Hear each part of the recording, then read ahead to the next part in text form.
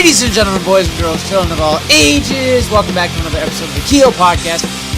I'm your host, as always, Alex Keel. Alongside me, the inside of the insider, Tyler Keel. Hello, world. And we are back with the other episode of our preview episodes of Our season preview, the 2018-2019 National Hockey League season.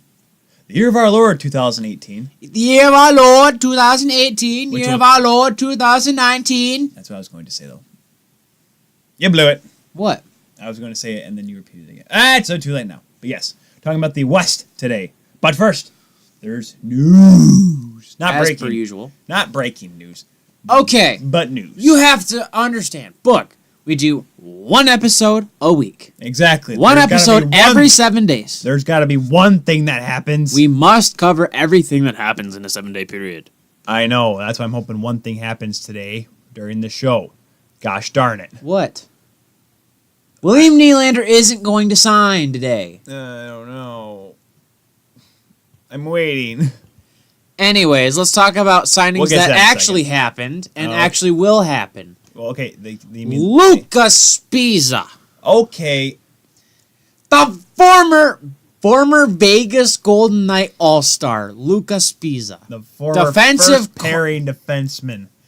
Signed with the Islanders today, or yesterday. Won by $1.25 million. No, 1.5. Did I say 1.25? Yeah, you said 1.25. I got 2 into it. It's funny because this is actually the highest paid PTO. On the market. No, the highest paid PTO since I think Cap Friendly started tracking PTO's signings in 2014. This is the highest paid PTO since then. You just love their Twitter page, don't you? Dude, it helps. Hey, it gives me all this information. That's how I find all this stuff out. Or you could just go on Cap Friendly. Lucas Spies is going to get a crap ton of playing time, though. Can we all admit that? Oh, yeah. Absolutely. And the Islanders, they sent down Josh Hosang for I don't know what reason. They need players up on the main roster. Who's their fourth line? Who's a Greenville Swamp Rabbit? Well, hold on. Let me look. Let me pull up their entire Cap Friendly. I don't know why they would send Josh Hosang down. He's a great player. Okay, it's not a great player. Excuse me. He's a solid player for what they have and what they need. He can fill a role perfectly. I don't know what we talked when we talked with Ked last week. Well, he made a really good point to understand the Islanders are just going to be bleh. He's still on his entry. Who cares? 8-6. Who else is on the roster? Who's on their main roster? They still have Valtteri Filppula. Okay, sure. Leo Komarov. Okay. Cal Clutterbuck. Okay. Brock Nelson. Okay. Josh Bailey. Andrew Ladd. Jordan Eberle. Barzal. Matthew Barzal. Yep. Barzal. No, Matthew Barzal. Okay. Barzal. Basil. No. Matt Martin, who's going to get playing time. Well, of course. And that's why. That's why Josh Hosang got sent who down. else is there? There's Matt other Martin. players.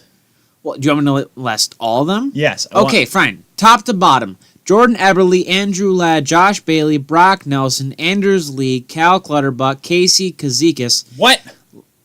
He's $3.5 million until 2021, so he must be good. Leo Komarov, Valtteri Filppula, Matt Martin, Jan Kovar, Ross Johnson. So Josh Hosang is worse. Anthony Bouvier. What? It's French. Long story short, Matthew Barzal and Tom Knackle. You can stop now because I can tell you right now that Kazikis is a fine player. I accept the fact that he's on this roster. But look at those bottom 3 players. Yes, Matthew Barzal because he's an entry level deal, but like Ross Anderson, like you're telling me Hosang is he? Well, it goes from most paid to least paid. He has had just a horrible, not a bad experience. It starts with his first ever NHL training camp he gets invited to the Islanders. Josh Hosang. Okay. He misses the deadline to arrive. Says, hey, 3 o'clock. Showed up at 3:05. Got sent home. Yeah. Not a good start. Not a good first impression. Finally gets called up to the NHL after working his butt off in Bridgeport. What number does he choose? 66. The internet explodes. And now he's getting sent down on 66. Yeah, he wore 66. What's wrong with 66? Everyone freaked out because of Mario Lemieux. Because Mario Lemieux's number or whatever and stuff like that. Mario Lemieux didn't play for the Islanders. The internet needs to shut up. Well, it's like the Gretzky thing. That people think that number should be retired too. It shouldn't. It's like number 4 shouldn't be retired everywhere. It's the same reason why number 19 shouldn't be retired everywhere. It's the same reason why number 1 shouldn't be retired everywhere. It's the same reason why number 9 shouldn't be retired everywhere. Well, that's why. Okay, no one ever says that because there's never been a goaltender that has transcended the game. Yes, Terry Sawchuk. Okay, Terry Sawchuk's one goal. Eddie Belfour. We're gonna look at. Do you want to go off? Dominic Hasek. No, your point's invalid now because you're gonna. What was Kenny Dryden's number? Alex, every goaltender back in the day was number 1, so it wouldn't make sense. Okay, not everyone wore 66. 66 and 99 were special numbers. Okay, what about Kenny Dryden? What was his number? 29. Okay, retire it. They did. Montreal did. I'm talking whole league. No, because he's not. Because he doesn't. But he transcended the game. He made it better. No, Wayne Gretzky was the great one. Yes. Mario Lemieux was the great. He was the Super greatest. Mario. He was Super Mario, and if he didn't have back issues, he could have played just as long as Gretzky did. So what? Long story short, I'm just telling you right now that he's a good player. Don't get me wrong. That's why I'm telling Alex. I was explaining to you why the internet freaked out, and then you took it as I was saying that. No, I'm talking to the. I was. Nope, speaking. you were going to me. You thought I was the internet. How dare you, Tyler? How dare you? I was speaking to you as you were a representative to what they were saying. I'm holding the card. May or may not get a new job because I need money. Anyways, keep her moving. Move along. Paul Byron of the Montreal Canadiens signs a $3.4 million AAV year for 4 years for the Montreal Canadiens. My take on this one, 3.4 is a lot, but then if you look at the market that just happened, Jay Beagle's getting $4 million, Antoine Roussell's getting $4 million. Then you're going to have Leo Komarov making $4 million. Couldn't you just save a penny and give him 3? Well, if you're Montreal, you need an Ice team member, don't forget, Alex. So I think, if I'm not mistaken, that was an extension, though. I'm going to make sure I have my numbers right here. Yes, that is an extension, by the way. I should have mentioned that. He was extended. That'll be through 2023. It's actually a bounce back and forth. It makes $4 million in 2019, 2020. And then the lockout year is 2.8. And then 21-22 is $4 million. Then it goes back down to 2.8 for this final year. So one of those, not as quite as skewed as some of the other ones. Actually has some repetition. He's a good player. He looks good on a bad team. If you put him on like Pittsburgh or put him on Vegas. Well, Vegas may be different because Vegas, everyone just starts to play well. What? What are you looking at? Sorry, just keep going on. I'm looking at the contract for the person next we're going to talk about. Oh, okay. If he were on the Leafs right now, he'd be a fourth liner. Paul Byron's nope. You're right. He wouldn't even be on. You're right. He wouldn't even be on the roster. Marlies relegated. See ya. Growlers down the road. See you later. Bye bye. Newfoundland. Go play with Daryl Bootland. He plays in Allen. Daryl Bootland's on the Growlers because he was an Orlando Solar Bear. Heck yeah. We're going to go watch Daryl Bootland, former Grand Rapids great. I'm looking this up. Number 27. I'm looking this up. I'm pretty sure he kept that number. I've seen him bouncing around. Newfoundland Growlers. Okay. I'll keep going until I find it. So Paul Byron, you know what? $3.4 million, good for you. Way to go. He's gonna get the money because they have the space now. Moving over towards the Metro, we got Miles Wood, the defenseman, signing on for a few more years, and Miles Wood's a younger defenseman. This contract. What is wrong with this contract, Alex? His base. Okay. So it's 4 years by $2.75 million AAV for a grand total of $11 million. Yes. Look at that, a straight up number. Even number. How I love that. Or not an even number, but a zero number. No decibels. No. It's an even number. No, it's 11. No. Oh yes, it is. 11 ends million. in a zero. Yeah, it's an even number. Even number. I saw the 11 and I got thinking. All right. So here's my problem with this entire contract. Now, don't get me wrong. I love it when people make their money. Go ahead, Cuzzo. What? What? That was a quote. Who are you? That was a quote. Stop it. Anyways. Go home. He gets 2.5 as his cap hit all the way through. You want to buy a Growler sweater for $140? Sure. Sweet. We're getting Growler sweaters. His cap hit all the way through is 2.75. his base salary and total salary for the entire way through, 2.5, 2.5, 2.5, 3.5. What's wrong with that, Alex? What's the what? Why are you? Why? Why are you confused, Alex? You're just taking $500,000 off every year just so you can just get more later.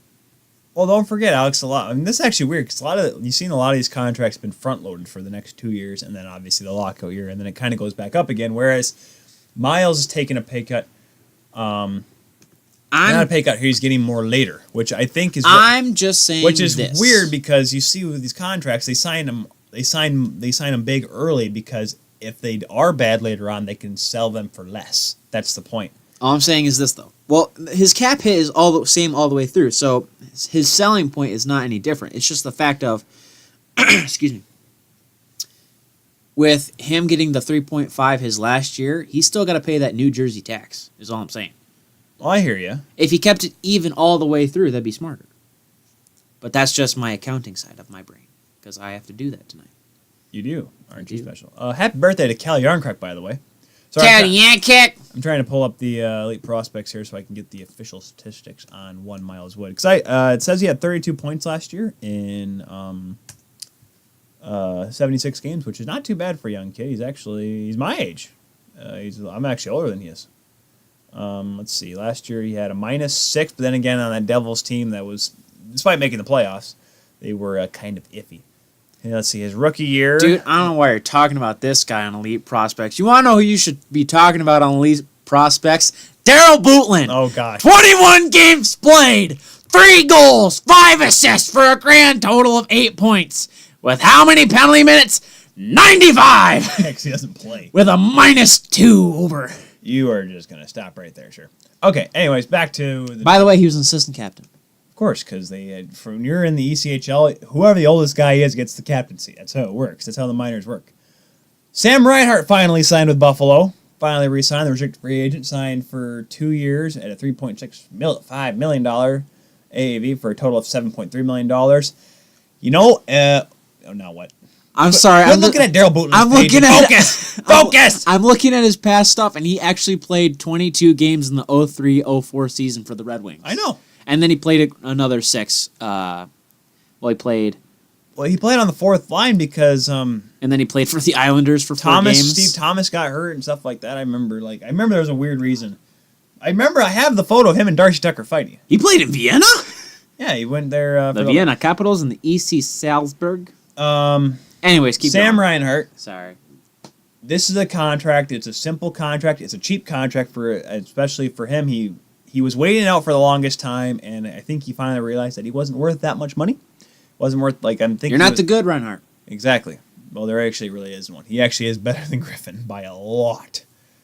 He was far and away better than Griffin. Griffin was a solid defenseman in the WHL. Unfortunately, he just didn't turn into the pros.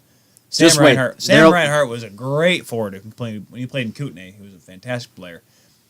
And it hasn't quite transitioned over as Buffalo thought, but then again, he wasn't playing with a whole lot. Now the team is turning around, and we talked about this before. Buffalo may not be this year, but maybe next year.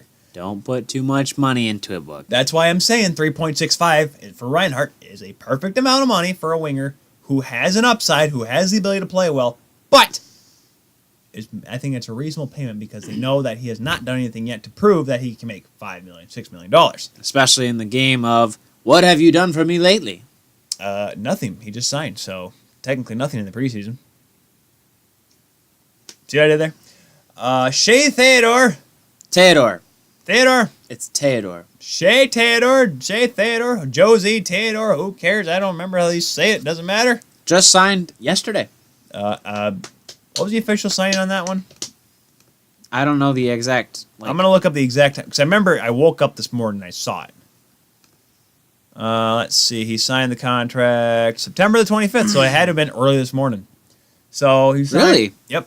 Oh. Yeah. And he was a restricted free agent. So it'll be a UFA at the end of 2025.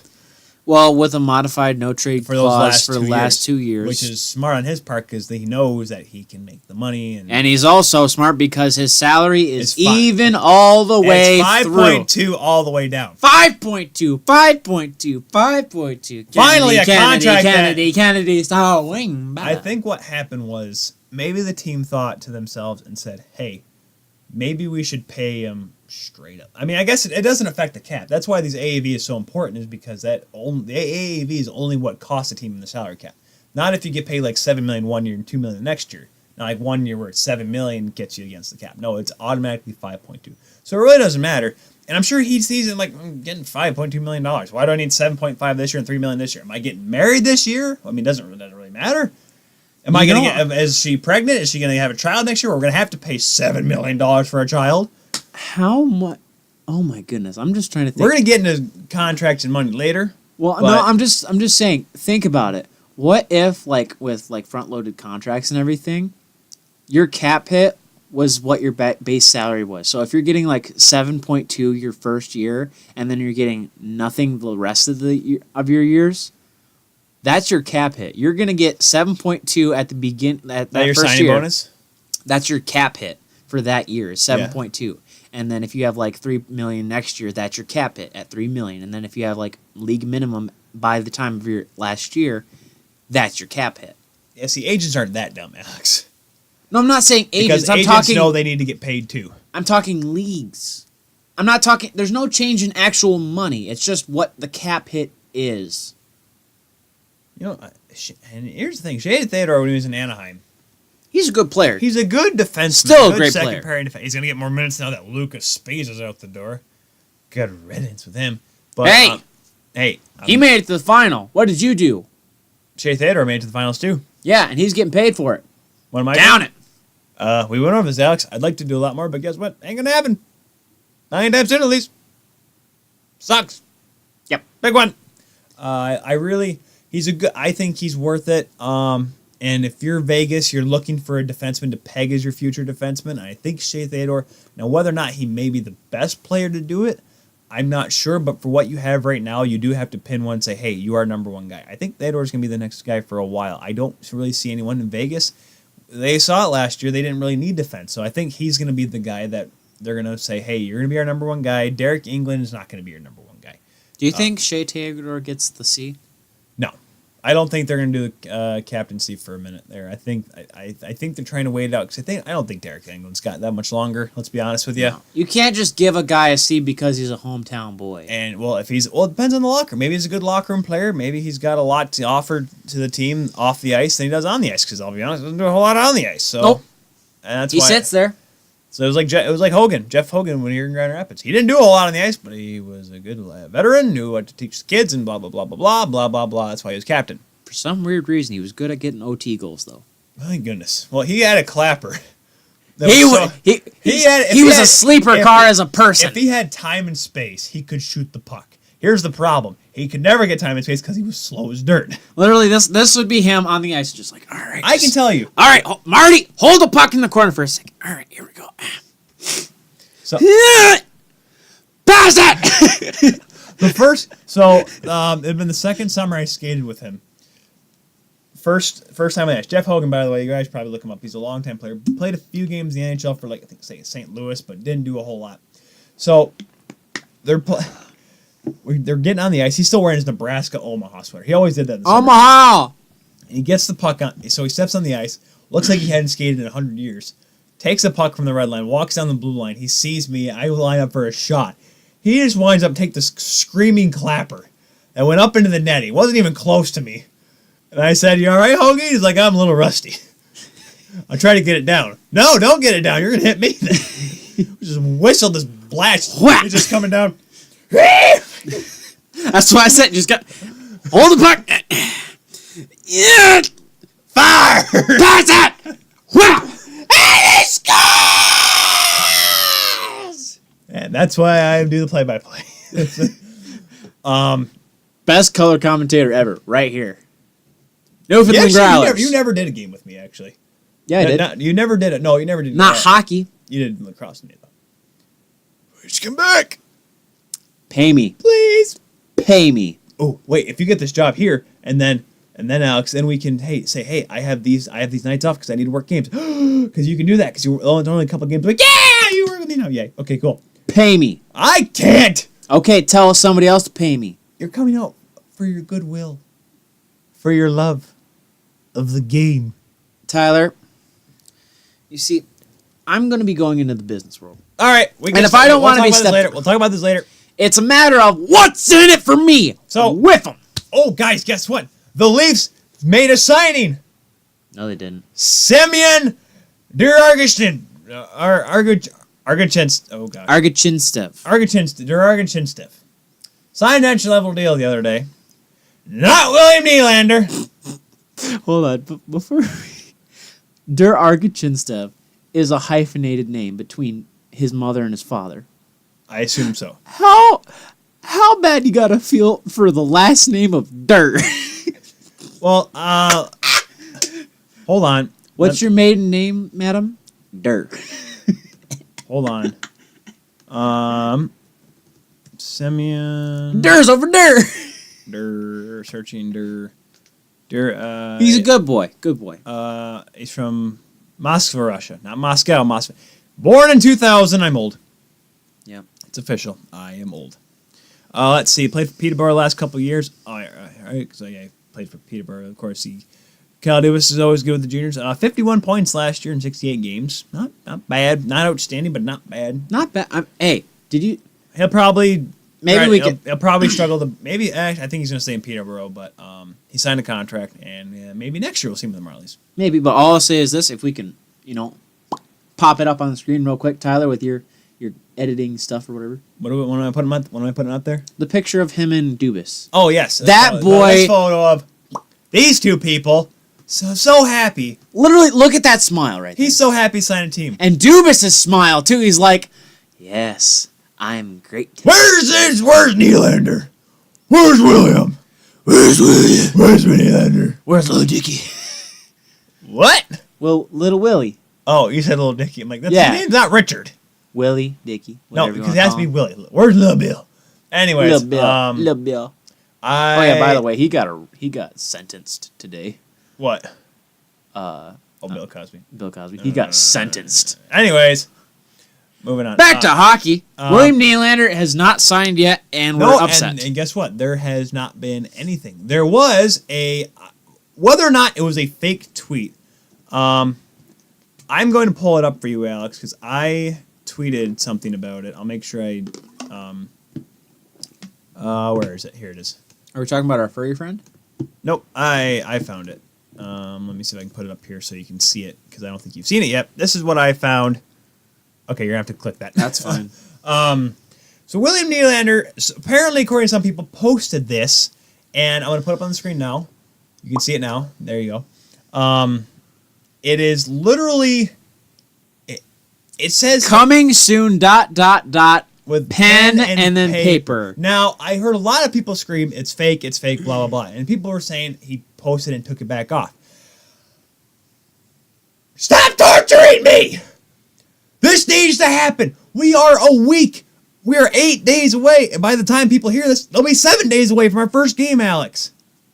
We need this to happen now. Oh, we didn't get into it last week because I totally forgot about it. But Willie Nylander is going to get benched. You know what? Tyler answered me on the first line. I'm sorry. This is why I like to know psychology, because I want to know what players think. And I understand, yes, you want plenty of money so you can put it away for the rest of your life and you can never do anything.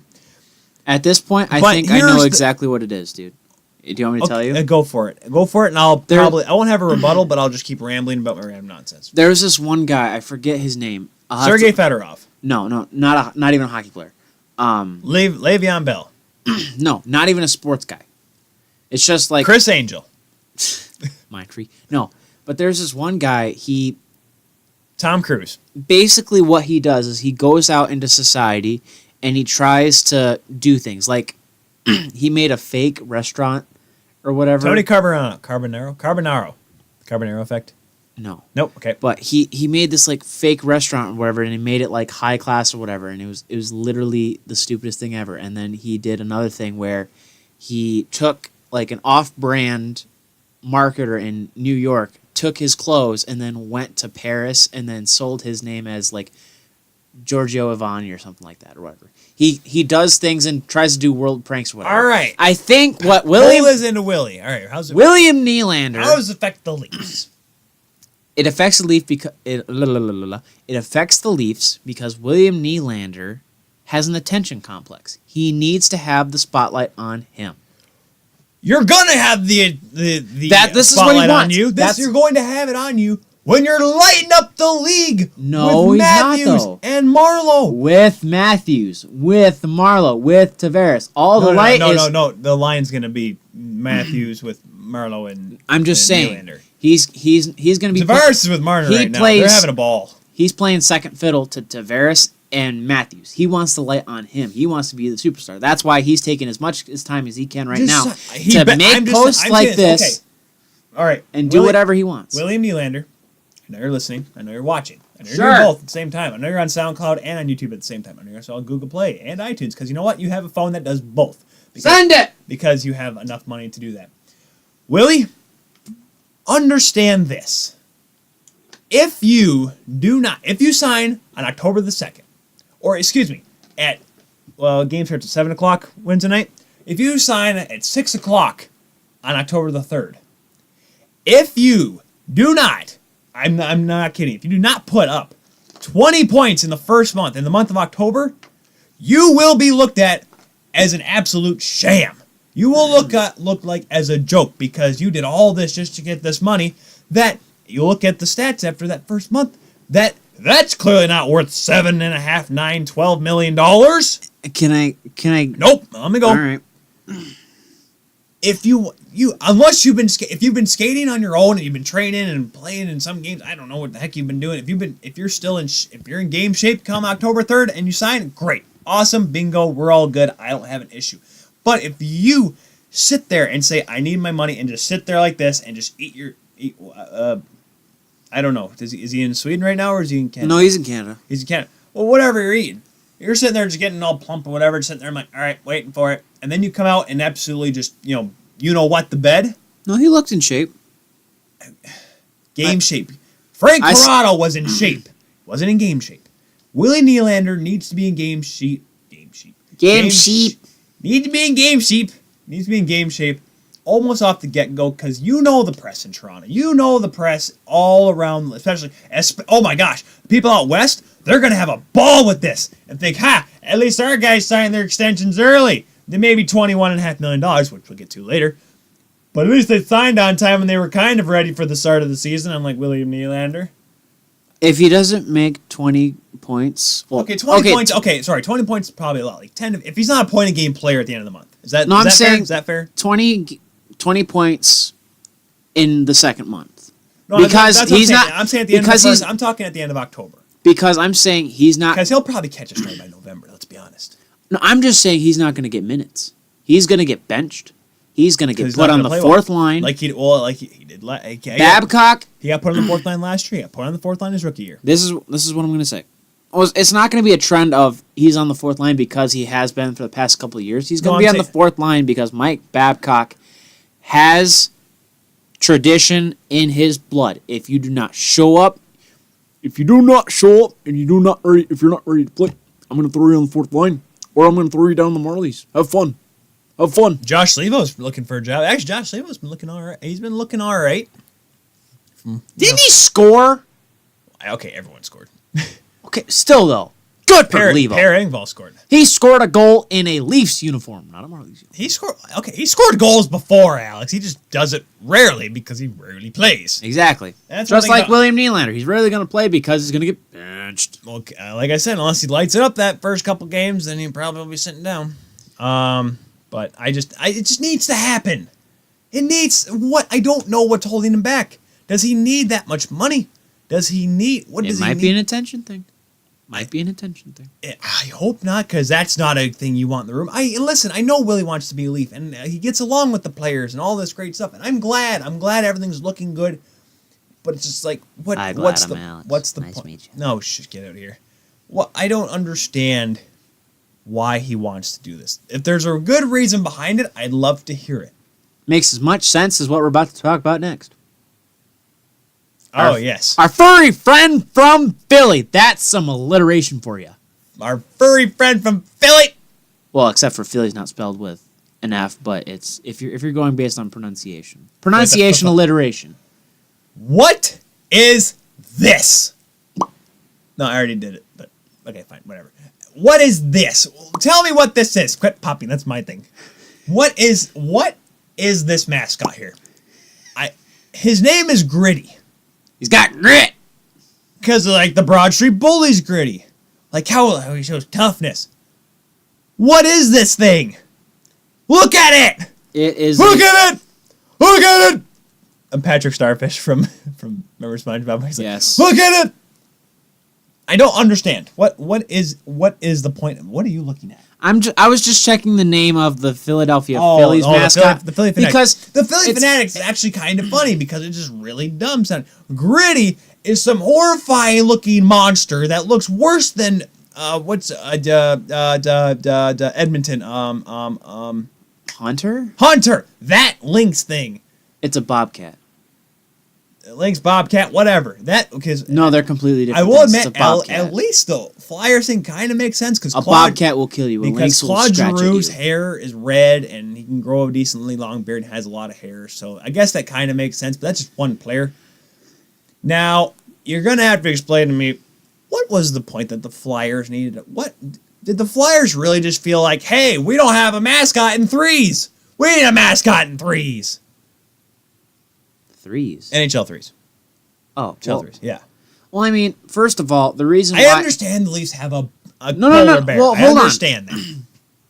Think about it. If you're just looking at his outfit in general, he's got the big belly just like the Philly Fanatics, so that way he has like the comedic like belly. Hey, look at my belly. He's got the belly thrust thing, whatever. And so you take that from the Philly Fanatic, and then you put that with the quote Broad Street Bullies or whatever. Then you get. And then you have Gritty. You literally have the Philly Fanatic mating with the Montreal Canadiens. What's the name of that again? He looks like a Yooper. No, Yooper or Yorpie. Yorpie? I don't care. Oh, I have to look this up now. Anyways, needless to say, the Philly Fanatic's supposed to be family friendly, and Gritty's that supposed thing to looks. have grit. Yeah, it looks horrifying.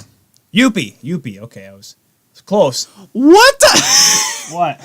Okay, so I looked up the Philly mascot name on Google. Okay. And under people also searched for, we have Benny the Bull from the Chicago Bulls. We have Fredbird from the St. Louis Cardinals. San Diego Chicken.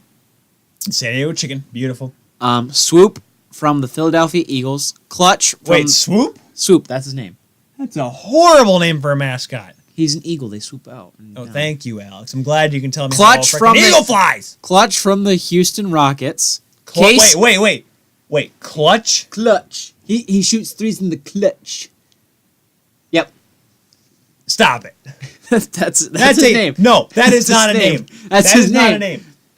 Then we have KC Wolf from the Kansas City Chiefs, and then Doug Pudabi, the guy from Saturday Night Live. Oh, that's what is love, baby? Do her. Hold on. Why? Sorry, for those of you that thought this was a hockey podcast, you thought wrong. All right, I'm doing it right now, Alex. Short list, top 30 worst sports mascots of all time. Oh, God. We are cutting the show off, and all right, guys, come back with us in about 10 minutes. We'll actually have more hockey news and get to the Western Conference part, but we're diving into this. Is that an Ice Cube? It's okay. His name is Appy. Appy. It is a mascot in the shape of the app for the 2012 Helsinki. All right, I'm cutting this off. Championship. I'm cutting this off now. No. So. What is that thing? Okay, hold on. TV timeout. So while we're looking at all this stuff, we're gonna go cut back to a interview that we had earlier today with Scott Powers of the Athletic Chicago. Yep, that was that. So what we did. So we'll start off. We started our Western Conference in the Central Division, and Scott Powers, like you said, follows the Hawks. We decided to have a quick word with him and talk about what to expect from the Hawks this season and how they will do in this really tough Central Division that we did earlier. And we'll put it right here. All right, and right now we have Scott Powers with us. Scott Powers from the Athletic of Chicago. Yes, following the Blackhawks over there. Scott, how are you doing today? Good. Thanks for having me. So go ahead, Alex. So, obviously, you must have been at training camp with how much you follow the Hawks. What is the general feeling around the team? I think there's optimism, at least among the team. They're hopeful that last year was a one-time thing, and this season will be different. I think around the team, there's sort of an uncertainty, and a lot of that begins with Corey Crawford and the uncertainty of whether he'll play or when he'll play. And I think that's the biggest question mark around this team. Last season Crawford was probably the MVP of the team while he was still on the ice, and they weren't exactly a playoff team when he was playing, but they were close to it and probably would have contended for a spot if he doesn't go down with the concussion. And now he's back on the ice practicing and getting closer to practicing potentially next week, but it's still unknown when he'll play in a game or how this all plays out. So I think that's the biggest thing. If they can get Crawford on the ice, I was talking to a scout just earlier today. He said, without Crawford, this team's probably not much. So I think a lot of it weighs on what Crawford does, and obviously there's more to it than that. I mean, they have to be better defensively, and they got to score some more goals. And there are a lot of different factors to why why they're successful or not. But definitely the big one is whether Crawford's playing or not. Well, I mean, obviously, you said Crawford. He was, and it's funny because he's always kind of had that mantra of not being the best and being like one of the worst goaltenders winning Stanley Cup. But then you see him last year not being absent for the entire year, and all of a sudden you see the Hawks at the bottom of the division. Yeah, I think when you look back at 2013 and maybe not as much in 15, but he wasn't probably the reason why they win the cup. You look at the defense, and Kane and Taves are in their prime, and Keith and Seabrook and John Wilson Oduya, and the defense was really solid, and up and down the lineup they were scoring goals, and a lot of people thought that Crawford was adequate. He was probably an average goalie. And then a few years later, the Blackhawks started giving up more shots, and Crawford had to show what he was capable of. And I think over the last 3+ years, he's put himself in that category as an elite goalie. And especially the last couple of years, the amount of shots he's faced and the way that he's had to keep the Blackhawks in games. The fact that they were top of the division and just a couple of years ago. They ended up losing that series in Nashville, getting swept, but they won the division that year, and a lot of that reason was because Crawford was keeping them in games they probably shouldn't have been in some nights. So I think Crawford's elevated. I think the storyline around him for so long was he was a guy who wasn't getting enough respect, and then to be chosen to play for Canada at the World Cup, and certainly gotten a lot of more attention over the last couple of years. And I think he's starting to get his due.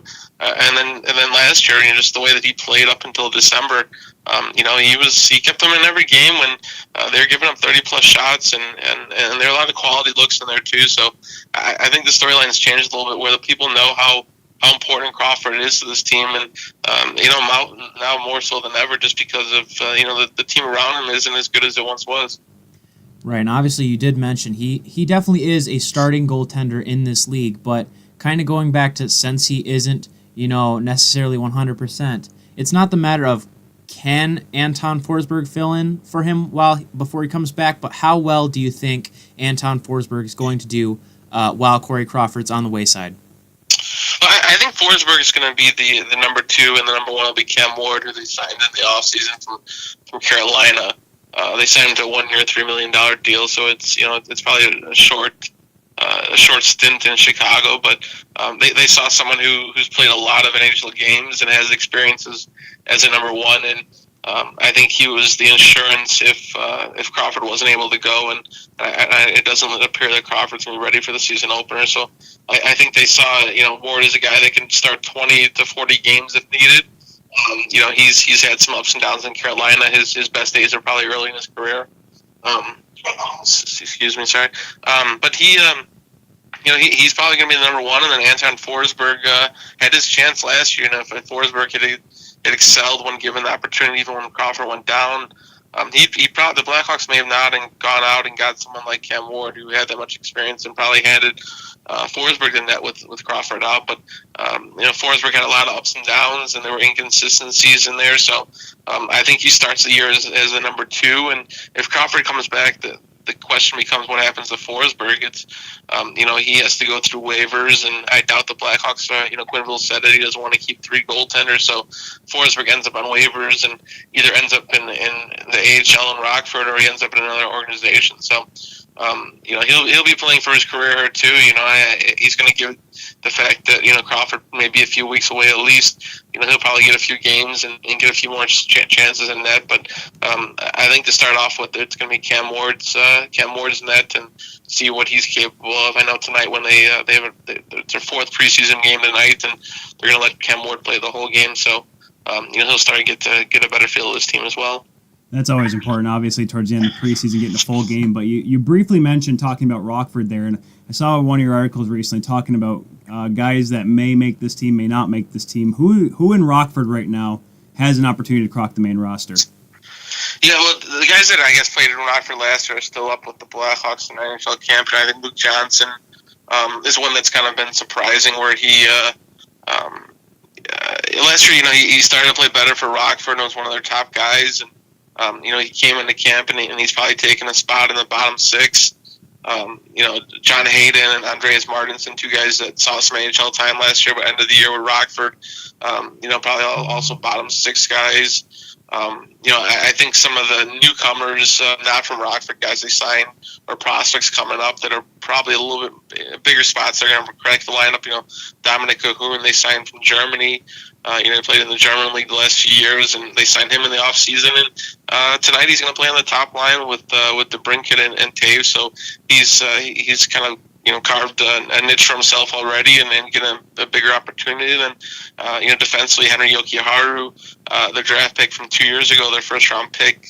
He looks like he's going to crack this lineup too, where he was in WHL last season, and he's about to make that jump. And then Dylan Secure is another one who one of the better offensive prospects, and a winger who was at Northeastern University at the end of the year with the Blackhawks and played 5 games after his college year. And he's another guy who offensively could step in and probably into a top 9 spot. So they have some younger guys who could play some big roles. But I think Dominic Cahoon, especially the way that he's might get an opportunity on this top line, and then Henry Jokiharju, I think he has a chance to play a top 4 spot on the team just because he skates a lot better than what they have on the roster, and he has some offensive upside to his game.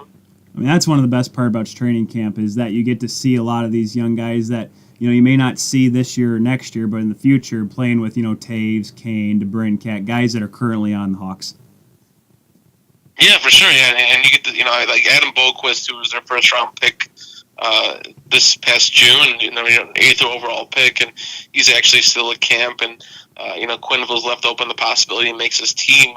I think he's probably headed to London, back to the OHL to play for the season. But yeah, he's a guy. If he doesn't crack it this year, a year from now, he's someone the Blackhawks certainly have high hopes for. And they had another defenseman they drafted in this first round this year, Nicholas Baudin, and he was in camp for a while. So the Hawks, I know Corey Proman from the Athletic ranked the farm systems not too long ago, and the Hawks probably came in about 12, 13, kind of a little bit around the midway point. But it's not bad for a team that won a lot and hasn't had a whole lot of early picks until recently. So I think the Blackhawks system is pretty strong, and they have some guys in Rockford, especially defensemen, a lot of first-year guys and entry-level deals that they like. So, I don't know if the Blackhawks will be good this year. A lot of it still does weigh on Crawford and what some of this team does. But I think in a few years from now, if they can hold out and guys like Kane and Taves can play at a certain level, I think the Blackhawks have some hope down the road where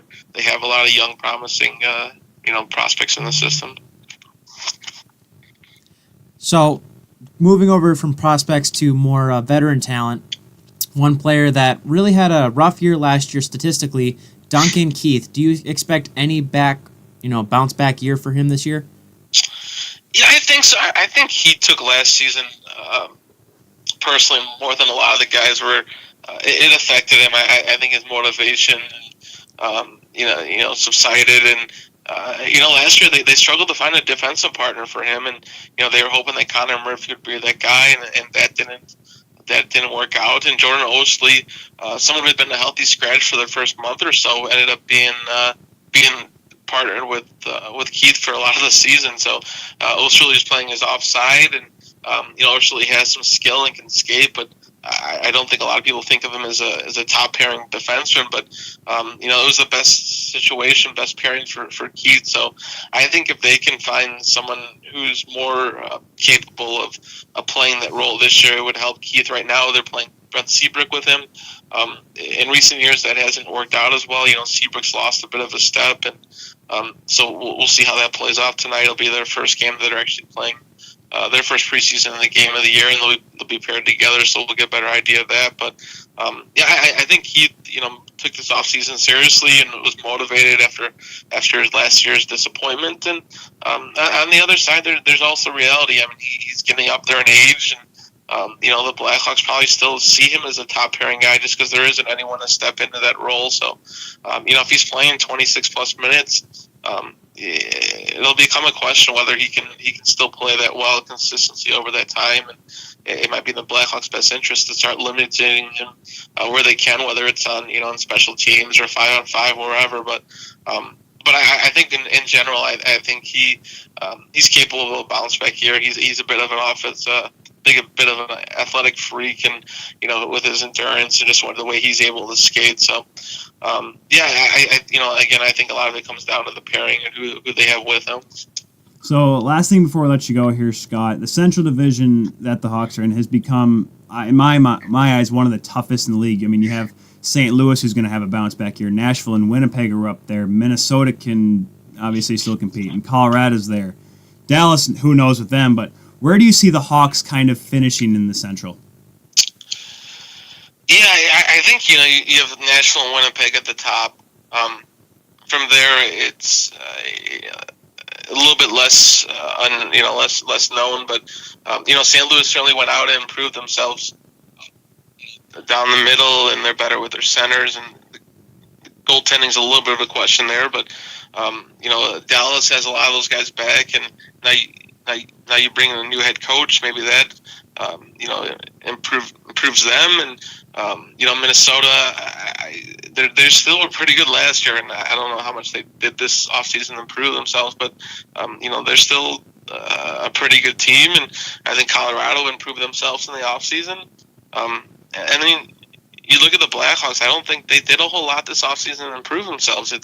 They went out and got some veterans. They traded in Estroza, who as part of their Hossa deal, so they probably got a little bit worse among their top 9.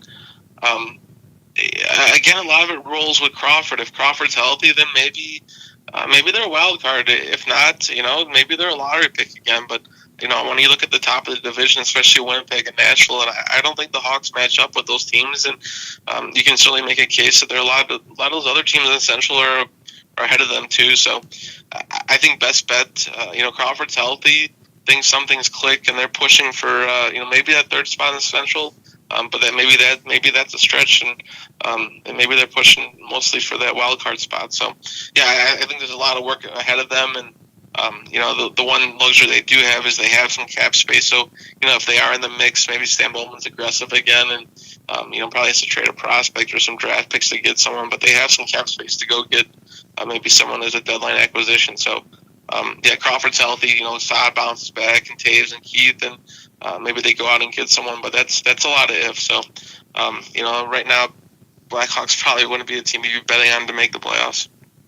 Well, I mean, obviously it's going to be a tough one, but then again, we've always watched Leafs for many years, so we feel for you guys down there in Chicago.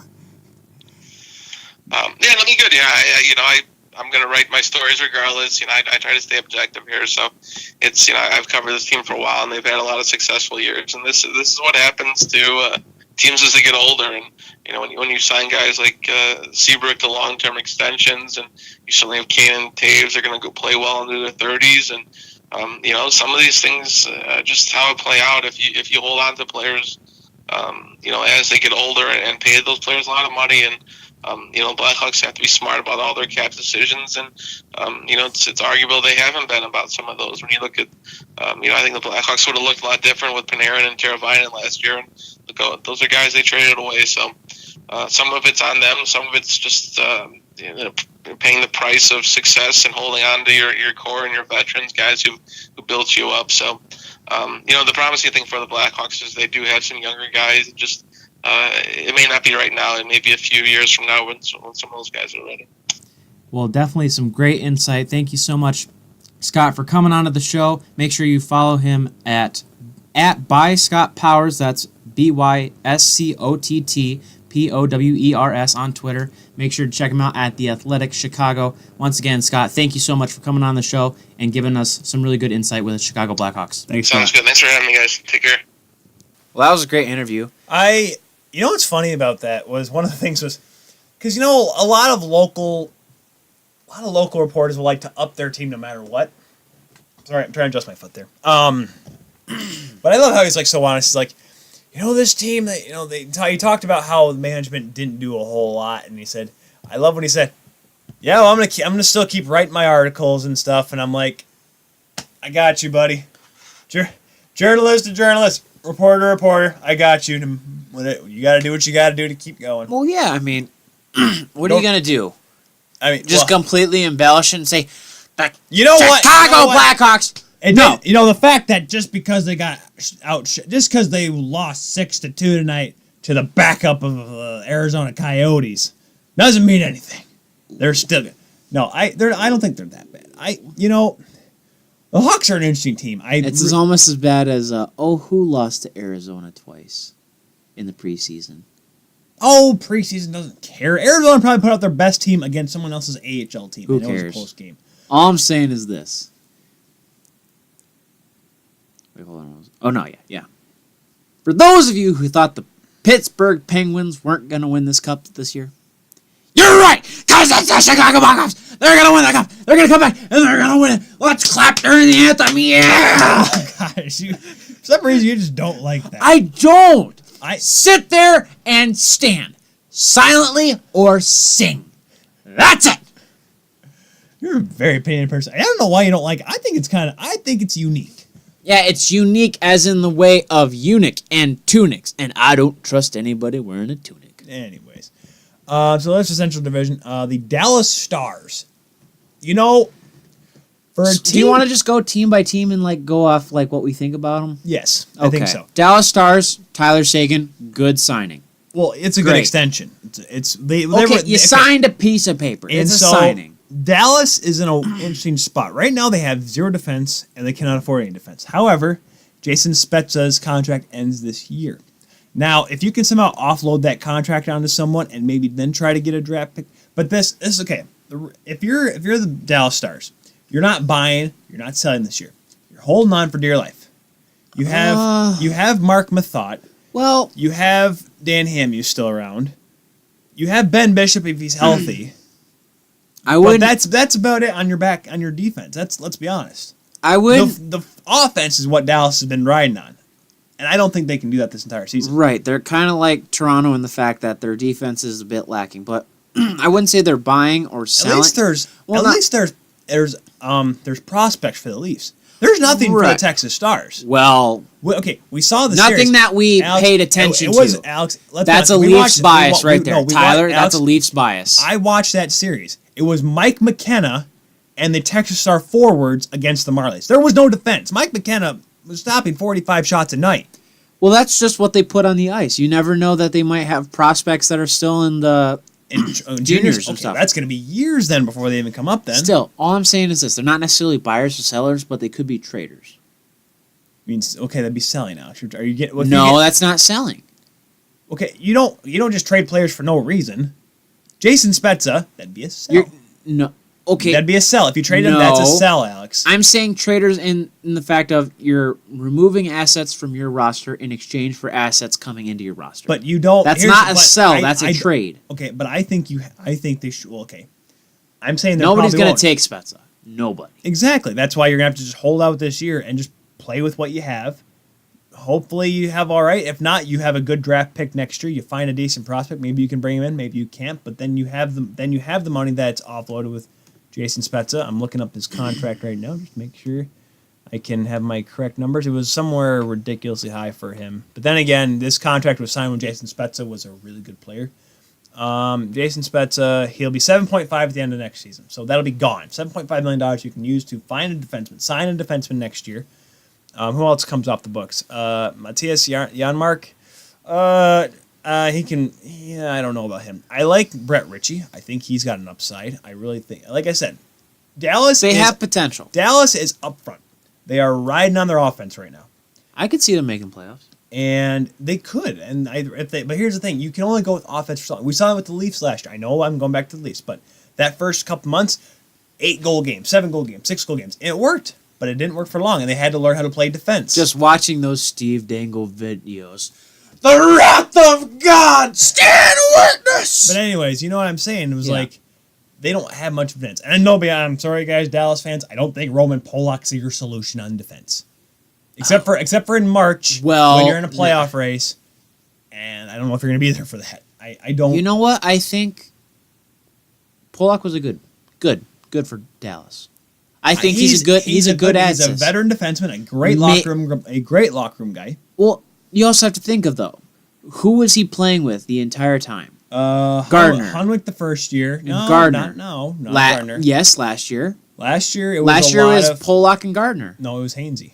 A lot of Hainsey. Yes. It was Hainsey and Riley. What game were you watching? Okay, yes, Hainsey and Riley, and then Gardner would be on the second pairing with Polak. Zaitsev, and then he got hurt. And then, how did they get all mixed up? Then Travis Dermott. Travis Dermott played the right side. I'm talking towards the end of the season when, quote, Polak picked up. He wasn't playing with Gardner. Yes, he was. No, he was not. We'll have to go look at that. But no, he wasn't. You're wrong. Needless to say, I think maybe if he's in a different room with a different group, he might play better. Who knows? I mean, and also for his head size, that black helmet will make it seem smaller. It'll look bigger. And you know what, Dallas, my last take on them, I know you need a starting goaltender at the time when you got Ben Bishop and you had Niemi and you had Lettinen. They weren't doing anything for you, and you got a proverbial starter in Ben Bishop. But I hate to say he's overrated. Greatly overrated. We've already gone over this. Greatly overrated. We've gone over this. So I don't know if the goaltending is going to be there. If he's there, he's great. That's awesome. But he's about as fragile as a China shop. So I don't know. I don't know what you're expect from him. The fact that they're paying $7.5 million though between him and Khudobin is hilarious. Because Khudobin, he can play well at times, but he can't play 30 games and cannot play 30 games well. And he may have to play more because, like I said, Ben Bishop, he gets hurt too easily. That's just me, though. That's just my opinion on him. And Dallas, I don't expect them to do a whole lot, but they can. They have the offense to do so. They may hang around there for a minute, but I think towards the end of the season, when the real grind begins, I think they fall off. What are you looking at here? I just want to get on to the next team. Oh, okay. Colorado. Now, this is one of my favorites. I've got a sweet spot for them. And honestly, this year, they don't need to do a dang thing. Oh, okay. Hold on. I'll let you take your first take, and then I'll say my part. Well, it's another thing. Like, Nathan McKinnon was amazing last year. And you had Gabriel Bork doing a little bit. And you had guys like Sven Andrighetto doing some things. You had Matt Calvert. He was kind of there. Or no, Matt Calvert wasn't there. He was Yeah, he was there. No, he wasn't. Matt Calvert? Yeah. He's on the roster, boys. He's on the roster now, but no, he's with Columbus. That was right. Matt Calvert may actually be able to do a little bit, but I don't know if he'll do a whole lot. They don't need to do a darn thing. However, Carl Soderberg was actually one of my favorite guys to watch. I don't... And Mikko Rantanen's going to be a contract that's going to be an interesting one to sign. I don't think you can... If I get Nathan McKinnon, he's an elite player. He can play like that, and I think if he wants to be considered one of the top players in this league, he has to play like that more often. Like, he'll have to do it again for the next 4 or 5 years if he wants to be considered one of the best. Well, yeah, and that's going to be the hard part. He is already considered one of the best. I think that's why it's so hard. He's like, now he is the John Tavares now if you will, playing on a team that may or may not be underperforming team. Well, I wouldn't say that. Well, I wouldn't say it's John Tavares because he's still got help in Landeskog. Soderberg's still a good player. I mean, Tyson Yost is a great player. Tyson Yost, he has an Nico upside. Rantanen, good player. Alexander Kutfoot, JT solid. Comfort, they have You upsides. got yes, JT, look Gabriel. forward. These But are all here's the good thing, players. But that was because he led the charge. But look at the Colorado's defense, though. Okay, what's wrong Eric with Johnson, good player. Tyson Berry. Great players. Ian Cole, good. He's good. Patrick Nemeth, Good. Zadorov, sorry. He's a decent player, dude. These are decent players, I know, but you need more than just two defensemen that are good to make it deep in the playoffs these days, Alex. But here's the thing, though. They're going to have to depend on this group getting in there and making it... Because they, made it to the sec... No, they lost. Remember, they lost to... Okay, lost this to year they need to make it to the second round. That's all they need to do. Okay. Because they're set. And here's the thing. I think they could make the playoffs, but then again, I don't know. They're making the playoffs. I don't know if they can. I'm saying this right now. They're making the playoffs. Don't even worry about that. Put that on your calendars. Colorado Avalanche making the playoffs. Alex, there's about 4 other teams we're about to get into here in a second that may change that otherwise. False. Semyon Varlamov, I'm not... it's so weird. It's going to be a split. It's so weird with him. He's such a good goaltender. Doesn't matter because they've got Philip Grubauer, baby. 3.33333. Philip Grubauer, let's go, Colorado.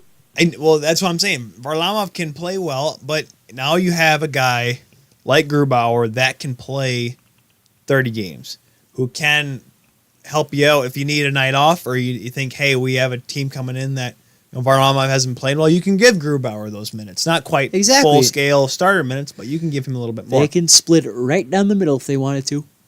I don't know that. I don't think so. Varlamov, I think so. He's still a much better starter. I think so. But if I'm Colorado, I'm looking at it, I'm saying, maybe if they can do it again, that's awesome.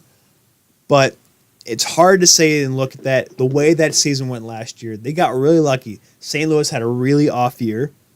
And to be fair, I don't think the Pacific was as strong as it could have been, I think that, honestly, the most they'll have to do is maybe pick up somebody at the deadline. You're right, but that means you're going to have to sell draft picks, and they are going to have. Unless something miraculous happens in Ottawa, they're going to have that first-round pick. They're going to have a lottery pick next year. They are front-loaded. They got 2 first-rounders, a second-rounder, 2 3-rounders, and then they got their 5th. They don't have their own 4th, though. But they still have their 5th, 6th, and 7th. Do you want, unless you unload We've your talked first. about this before, and it's been said in other places by different people. The difference between the end of the second round and the rest of the draft is that's fine, little too, but to they none. don't have the 4th round and stuff They don't like need that. because they have 2. But if you're going to if you want to get top talent, Alex, especially on the back end, you're gonna have to give up a first-round pick. And guess what? They're not gonna want. Hey, if you're a team that's going for the playoffs, they're not gonna want your first-round pick because you're gonna be later on in the draft. They're gonna want that Colorado pick or you can give them Ottawa 2/3. pick, excuse me. You can give them 2/3. That 2/3 for what? A 4th pairing defenseman? A 3rd Give pairing them defenseman? a third this year and a third next year. It's not going to be worth it, Alex. That's the problem. That's what the hard part is with these draft picks. You don't need to get an all-star defenseman. I don't think Teach. they're ready to. I don't think they're at that point where they want to buy just to make the playoffs. Why would you do that? It's never because they're not going to be buying just to make the playoffs. They're going to be buying to make it to the second round. That's still a horrible thing to go after. Tyler, they're a mid-tier team, dude. Yeah, exactly. But there is talent in San Antonio. There is abilities there that they can wait. They don't need to go for it quite yet. If they make it again, awesome. But I don't think they're at that point yet, unless they can find a big fish in the summertime next year. But they didn't. Or maybe they just pick up somebody at the deadline just because. Well, if you're. Is it going to be an expensive player? Is it going to be a top tier? He's not. Is it going to be a top 6 expensive. forward? Is it going to be a top 4 defenseman? Probably not, because they don't have a whole lot to give up. Because if they give up any of their top players that are going to get those kind of players in return, because at the trade deadline, trade deadline and free agency, the 2 times a year that players are worth twice as much than they really are. Colorado's going to get just a solid passer. That's what they need. A solid playmaker. It's going to cost them, and because it's going to cost them something they don't need to get rid of, Alex. One thing I've looked at past season because I've been watching highlights for some weird reason when I can't fall asleep at night. And one team that just keeps popping up on my thing is Colorado. And if just look at their neutral zone play. Their neutral zone play is probably the best in the entire league. That's a lot. 'Cause you just get Colorado videos a lot. No. I'm just saying that they just pop up, and I'm saying I've been watching the entire league. I'm just pointing out that they know how to get sticks in there, and it's just a matter of passing it up and getting those scoring opportunities. They just need a good player that can open up scoring opportunities and just improve what they already have. It's going to be tough because the Central Division is getting tougher, a lot tougher this year. Exactly. That's why they need to get somebody at the deadline. And you know who they might get it through? The Minnesota Wild. No, they won't. Yes, they will. No one's stupid enough to trade in the division anymore, Alex. Oh, what's wrong with trading in the division? A lot. No, there's not. Yes. There's so much wrong with trading in the division because No, now there's the fact that you not. play a team 4 times a year, you give them a divisional rival and let's be honest, Minnesota, they're in a, by the way, I'm ending my story with this. No one trades in the division. You wonder why Mike Hoffman had to go to San Jose to get to Florida? That's why. Okay, Ottawa didn't want to trade in the conference. No, the division. No, they didn't want to trade in the The conference. conference division, whatever. Same thing, because they didn't want to trade to Florida. Completely different They things, didn't but want to okay. trade. All I'm saying is this. If Colorado picked up a player like Greg Pateryn, that'd be good. No, Yes. Greg Patterns. They're not going to get Matt Dumba. Jared Exactly. That's what I'm Spurgeon's saying. fringe. Greg Patterson is not going to be worth a first-round pick, a second-round pick. That's what I'm saying. Give him a third. Okay, Minnesota. Give him a third and change. But here's the problem. Now, let's look at it from Minnesota's perspective. You can't give up Greg Patterson. Because you want to know why? Because, yes, you have Ryan Suter, who... Well, let's look at their farm What is system. Ryan? I'm going to check something here. Because there was something wrong with Ryan Suter, I swore. Where? Oh, what's that one player that I keep looking? Oh yeah, this guy right here, right defenseman, 21 years old, still got 2 years left on his entry level. Gustav Borneman. Have you seen this guy? Who? Gustav Borneman. Who? He's a right defenseman. He's a good player. If you Okay. go and watch him down in Iowa, good guy. Solid. So, Could play in the NHL next year. Minnesota is in a spot of where Matt Dumba's going to be the number one guy for he's going to probably look to play the big minutes. And that's what I think the reason why they're looking at him. He's a young defenseman. He's got a lot. The defense in Minnesota is actually really not, it's pretty solid. Jonas Broden's really good. Jared Spurgeon, that's a really good second pair. Suter and Dumba.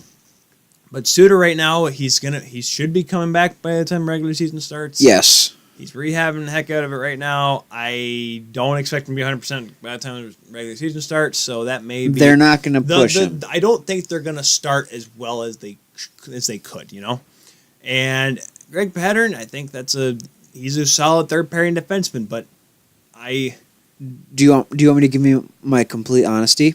I think Ryan Suter's not going to start the regular season, and your first line is going to be Matt Dumba and Jonas Brodin. Could be. No, I think Jared Spurgeon's right-handed. That's right. Correct. Mundo Senorito. What was I looking at? Ryan Suter. And Jonas Brodin, he's another player that I would love to have either on the Colorado Avalanche or the Leafs. Well, so Ryan Suter is skating right now. It's his ankle that was the issue. Minnesota, don't push him. I love you. Well, he's been skating for over a week now. So That's not game ready, though.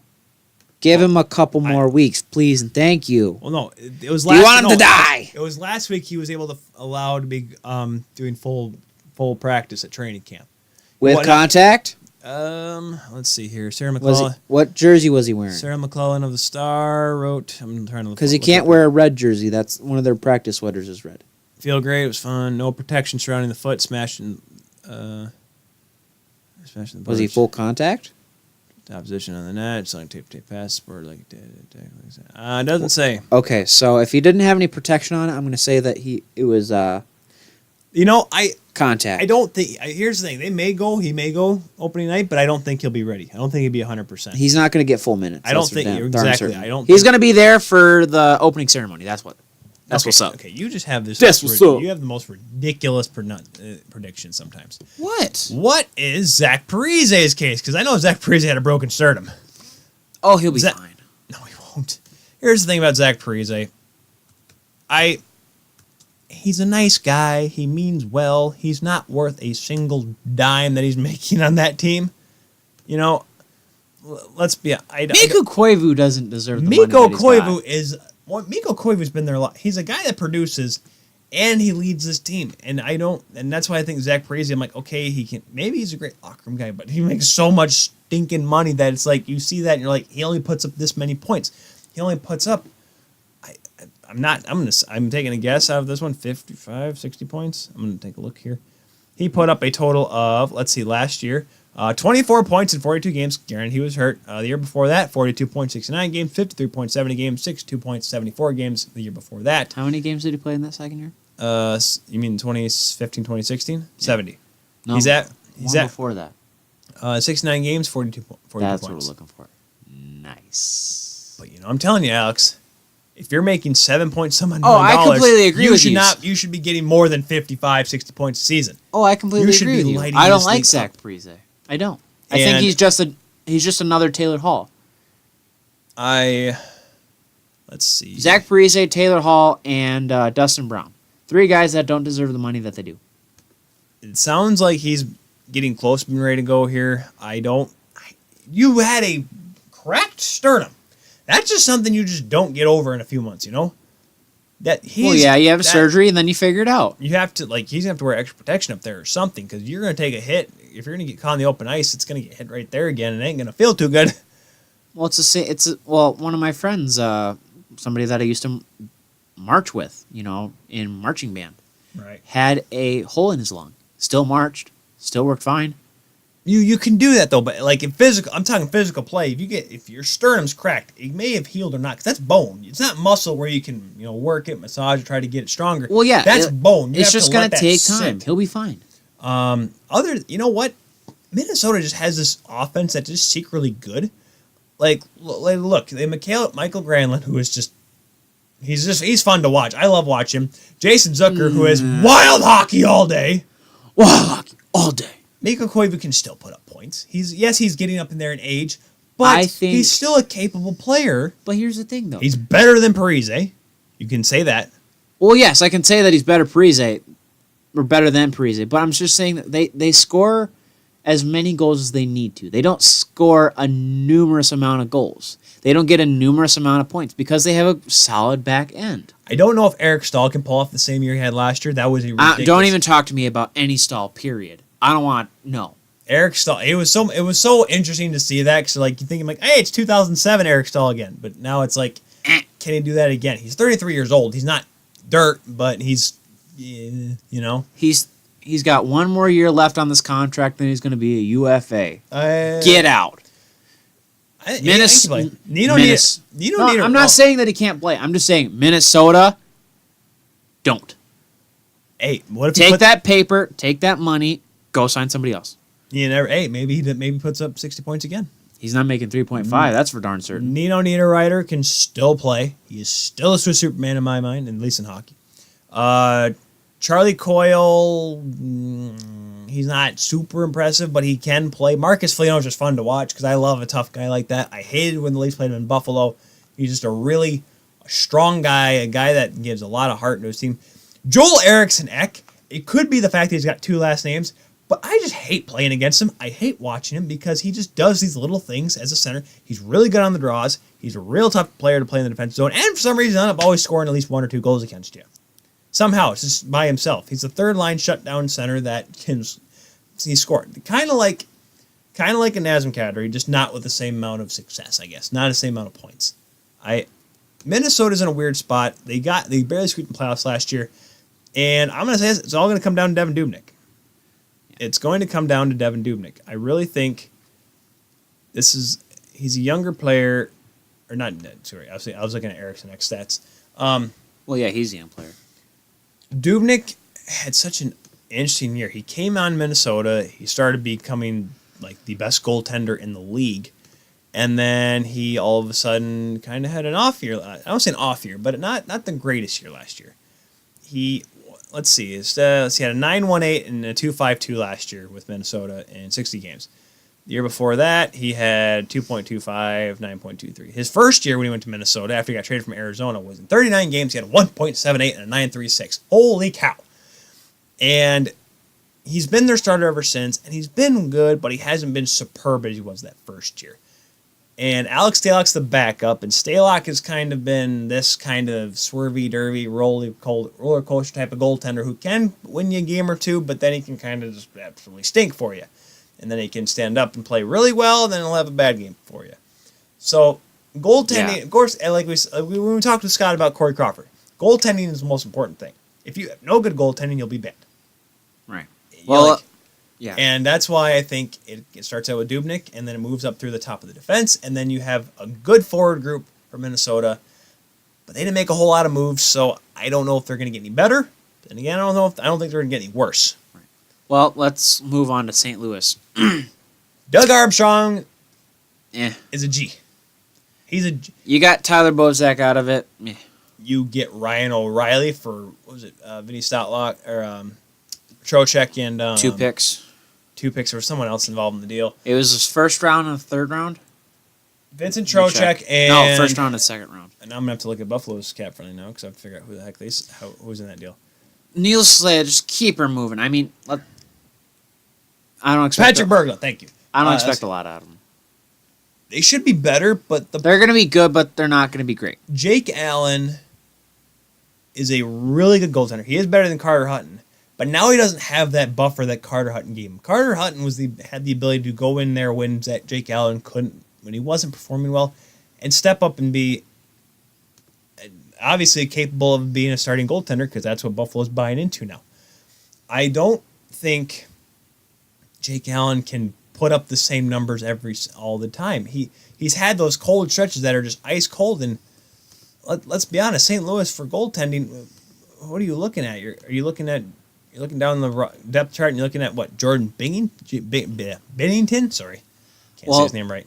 I mean, they're going to be okay. Chad Johnson, though, who they just signed. Well, I mean, he's a decent goaltender. Well, we don't need... He outplayed Jonas Hiller for a little bit in Calgary. Well, I mean, we don't need to get into the nits and picks. Just like, they're not going to do so good, okay? It's so just hard to keep her moving. Well, we got a little time left here. We're only... I got homework I got to do. I have a quiz tomorrow, dude. Okay, well, can I go a little more?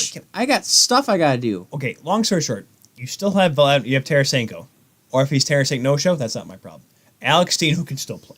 Braden Shen, who can still play. David Perron, they just got back from Vegas. Patrick Maroon can still chang and bang in there. Robbie Fabry, if he's healthy, okay. Boy Shoshnikov's there. I like him. Of course, I've always liked him. And then they still have a good decor, even if they get rid of Shattenkirk. Pietrangelo, Periaco, Joel Edmondson, Jay Bullmeister. Carl Gunnarson's still playing in this league. I don't know how. But other than that, I think St. Louis, they should be better. I think they should make the playoffs. That's why I think them and Minnesota are going to really fight it out for that third spot. I don't think so. Nashville, let's move on to them. Holy jumping. If they had not met Winnipeg, they would be in the Stanley Cup Finals because they would have beaten Vegas if Vegas wasn't there. I don't know. Like, let's be honest, this team is still... I don't want to go back into history, but like they're so good. They're still one of the most formidable. That's why the divisions are so tough. You have the Atlantic that has Tampa, Toronto, Boston. Then you have the Central that has you have Nashville, Winnipeg, and then kind of St. Louis, Minnesota. And it's perfect. And it's just so tough now to win in that division because now, like you said, those two top teams will have to play each other. And I know that's what I love. It's not like it's the walkout. That's why I don't like it though. Those teams should be playing in the conference final. But at the same time, though, it's a matter. They play in round 2. It's a matter of, if you think about it, you want the best from every place, right? But you're not going to get the best series every single time. When it's Winnipeg and Nashville, we're going to have the second and third best teams in the conference face off against each other in the second round. Go back to the Vegas Golden Knights Winnipeg Jets series. It went one game for Winnipeg, and then, oh my gosh, what the heck happened to Winnipeg? Exactly. What happened to Connor Hellebuyck? The only reason why that series sucked is because Winnipeg didn't show up for the other 3 games. Because or 4 games, I think what excuse me. happened was they got a little too excited after that first win when they whooped Vegas up and down the ice and said, "Hey, these guys aren't anything. We're here to play for real." And So then you and then Vegas came out and played harder the next 4 games. So you have Winnipeg and Nashville, which by this point is just a talent-based rivalry. That could be, if they were in separate conferences, that could be a Stanley Cup matchup. I'm serious. I'm not joking. Well, yeah, but they're geography, dude. Well, no, Geography, my dude. I'm saying that's why I'm saying if they're in different conferences, whatever, blah blah. If they could meet in the Stanley Cup Finals, they would have. Well, yeah. They would, because Coulda, woulda, shoulda, but didn't. they still have. Nashville still has the best decor, I think, in the league, hands down. PK bar Subban, none. Roman Yossi. Yeah. Yeah, Matthias Ekholm. That's just they're just so deep. And Pecorine is going to be the question mark. He always is the question mark because they still have the offensive stack of. They have Philip Forsberg. They have Ryan Johansson. They have so much up front. Don't It's forget just Kyle Turris. Kyle Turris, who they just got last year. He's still there. He's still racking up points like Dude, no one else. he's there until his UFA's year is 24-25. Dude, He's come on. there. Come on, guys. This team is ready to win the Stanley Cup. They just can't run into a lucky team. Well, not I can say lucky team in Winnipeg, but they just can't. That's why the playoffs are just so dumb. You'll end up running into a team that you thought, hey, maybe we could beat in the regular season, but then you play them in the playoffs, and the playoffs is a completely different setup. They have such a good. They have Victor Arvidsson who lights up points. Nick Bonino who can still play. Calle Yarncroc who's a good fourth line center for a team. Here's my question. Colton Sissons who's still there. Here's my question for you. What? Biggest thing that has been on my mind out of Nashville. This is the last year on Pekarine's contract. Pardon me, I said Dan Hammonds plays for Dallas. I apologize, plays for Smashville now. Good, continue. Pecorine last year at cap hit of $7 million. I think he's making less. It depends how he does this year. That's why some players, like I said, same thing with Erik Karlsson, same thing with. Because look at his backup. You say Saros. UC Saros is a fun goaltender to watch because he's so small and he's quick and agile. He's a really good backup. I don't think he can play starting minutes in this league. No. He can't play. You can't expect him to play 55, 40 games or 55, 60 games. I'm just saying. He can play like 30, 35. Yeah, he's gonna have to lighten the load for Pecorino. That's why I'm saying Pecorine. It all for this team right now. It all starts with him. And he's a dying breed. That kind of goalie. Well, that's not the problem. Oh, there's always goaltenders. Well, yeah, it is. There's always goaltenders. He's that come 35 years old. He's not getting any younger, boys. and that's why I'm saying if they want to be able to make it to the finals, he's going to have to be more consistent, and that's been his problem. He'll look like a Vezina goaltender at one point, and then he'll look no more than a Coast League goaltender at some point. He'll make 55 saves one night and get scored 6 on 30 shots the next night. That's just how he is sometimes. He can go on long stretches, don't get me wrong. It's not back and forth, or else they would never make the playoffs. He will go on long stretches, but it's that he'll play like that series against Pittsburgh in the Cup final. When they were in Pittsburgh, he played garbage. Went to Nashville, played amazing. Went to Pittsburgh, played garbage. Came to Nashville, played really good, got screwed on a goal. Yeah, they got screwed when Nashville scored, but they didn't. But it starts with Pekka, and I'm not sure if he can keep it up. The only way they're making it to the Cup Finals if Pecorine can stop a point shot from Winnipeg. Fact. You think they're going to play again in the Oh, absolutely. You think they're going to meet up again? Absolutely. I'm looking forward to that. I just wish want it would be in the that conference series again. finals, man. So I guess we should move up to Winnipeg. Yep. So The Winnipeg Jets. the money train. Jets. Money train. Woo! Woo! Come on, boy. You want some money. You want some money. Connor Hellebucks get some money. Connor Hellebuck, as I said before, he played 2 really good series, and then he forgot to show up for the series against Vegas. Because I guess we're going to start off with him. Winnipeg is just this team. This Central Division is redonkulous, guys. It is.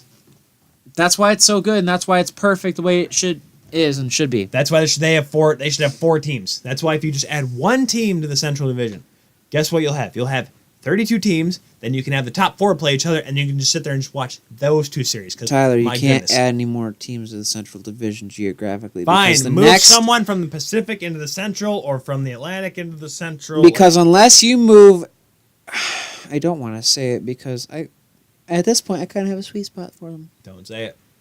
Unless you moved Arizona to Houston, Oh God, isn't that the possibility? it's possible.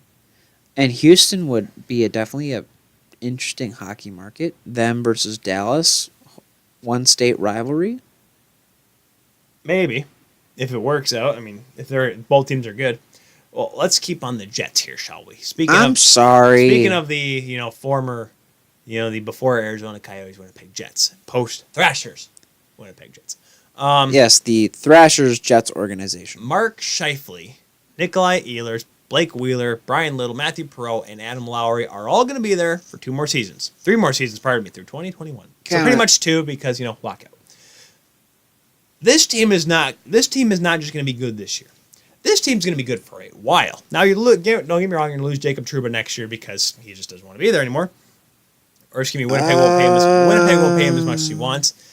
Tyler Myers next year. I don't think anybody's going to pay him what he wants. That's the problem. That's what he's got to understand. He's looking at Dustin Byfuglien and he's like, this dude's like almost a decade older than me, and he's making like $2.1 million more than me. This is ridiculous. I'm glad you can do math, Alex. Good for you.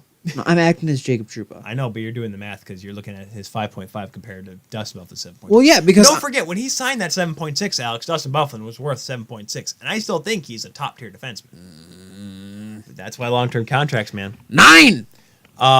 They still have the best, compared to Nashville, the second best defense core in the league. Byfuglien, Trouba, Myers, Kulikov, Morrissey. Get on my level. Look at this.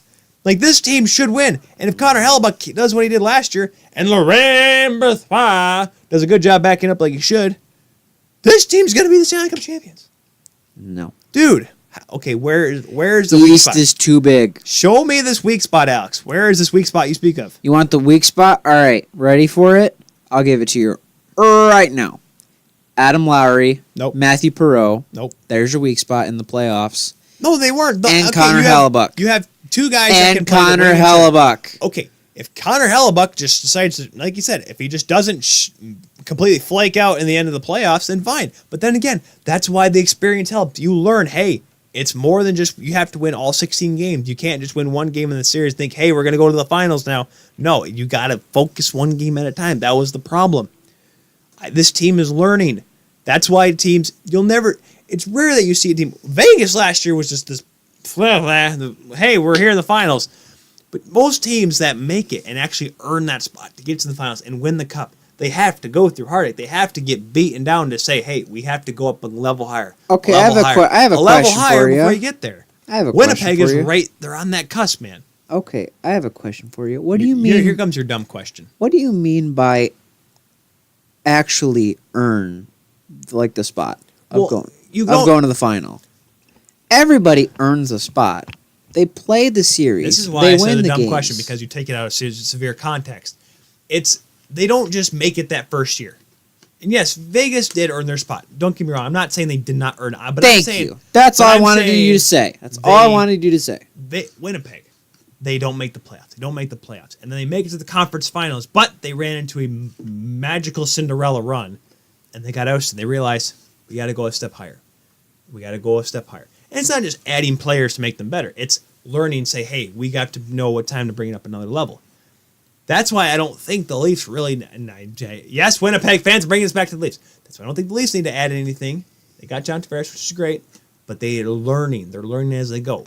And that's why I think Winnipeg right now is the Stanley Cup favorite.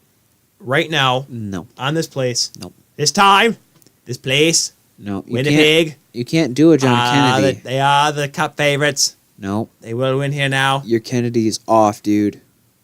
If not, It's do it too for high. Winnipeg. Do it for yourself. That makes no sense. Jets are still going to... Jets are my pick right now to win the Cup. I think you're dumb. Right now. There's this Eastern bias, and it's just not media. It's not just media, should I say. Let's go to That's not even Eastern bias. It's the Western Conference. No, I'm saying that there is an Eastern bias, and I'm talking not just in, media. I'm talking in talent, too. The East is too good. The East is really good, yes. But I just feel like... we're going to probably go into this more next week, but I really think that Winnipeg is just so strong. And Washington played Vegas. They just had more experience. They had more there. Vegas kind of ran out of gas.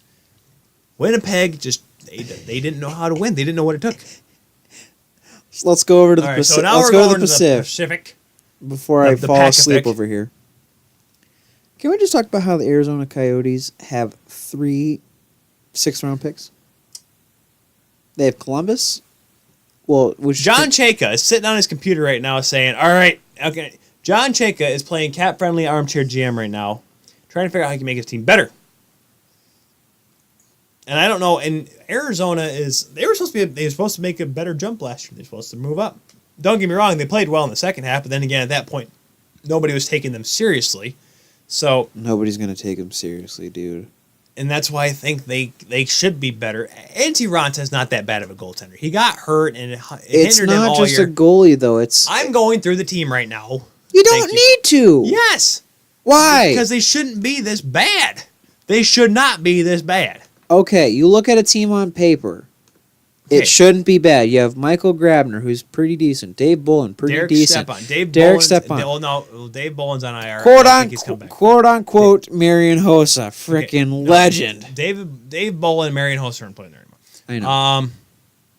Okay, but still, you still have Alex Galchenyuk. You still have Vinny Hinovstroza. No, you're just gonna start naming off names here. I'm not. You played can't say his name because he's got a weird name.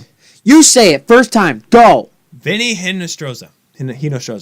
But I'm saying, like, that's not a player that's really the guy you're looking for. I'm talking, like, at least like Grabner, Galchenyuk. Brad Richardson can play a few minutes. Clayton Keller is still on his entry-level contract. Christian Dvorak is a great playmaker and with an upside. Dylan Strome has not even come close to hitting his potential yet, and he has still a lot to do.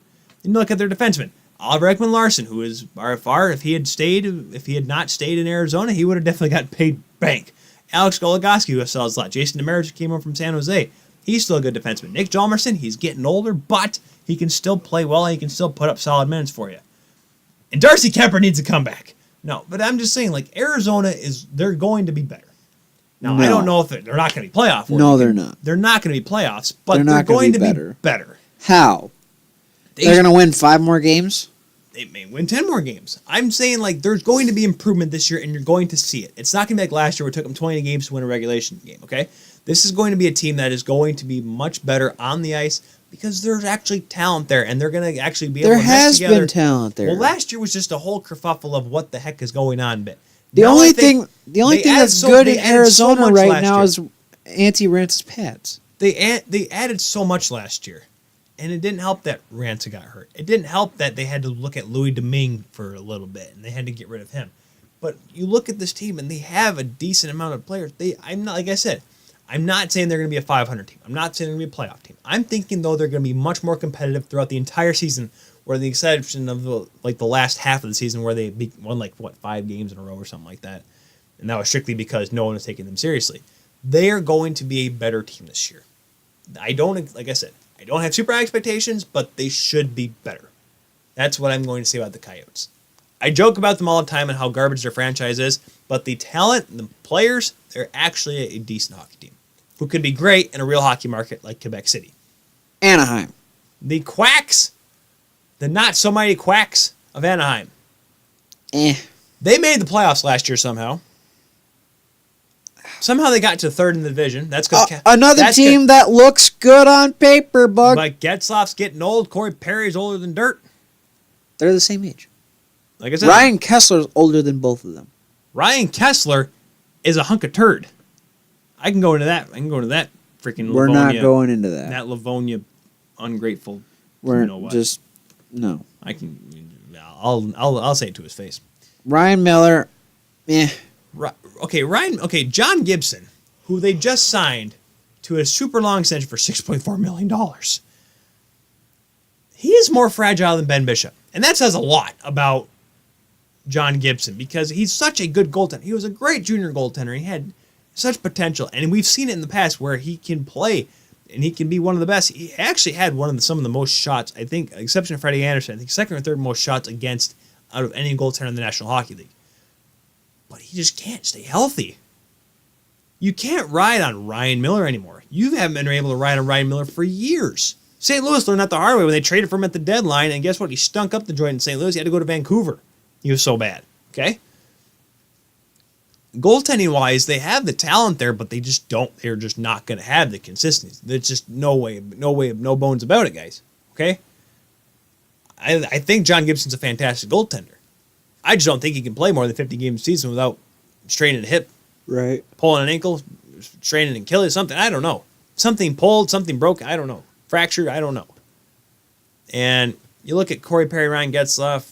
I'm getting up there. Kessler's getting up there. Adam Henrique can still play. Andrew Cogliano, to be honest, he should still be going on his Ironman streak right now.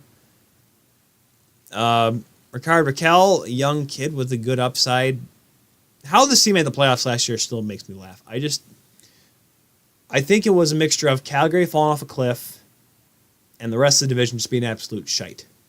I can honestly say that because Edmonton was nowhere near close. LA somehow made the playoffs because they just had this run towards the end. We'll get to them in a second, but Anaheim they're not. I think they missed the playoffs this year, guys. I don't, unless they have some crazy Ryan Getzlaf and Corey Perry are riding off into the sunset, put up 50, 60 points between the two, or each, excuse me.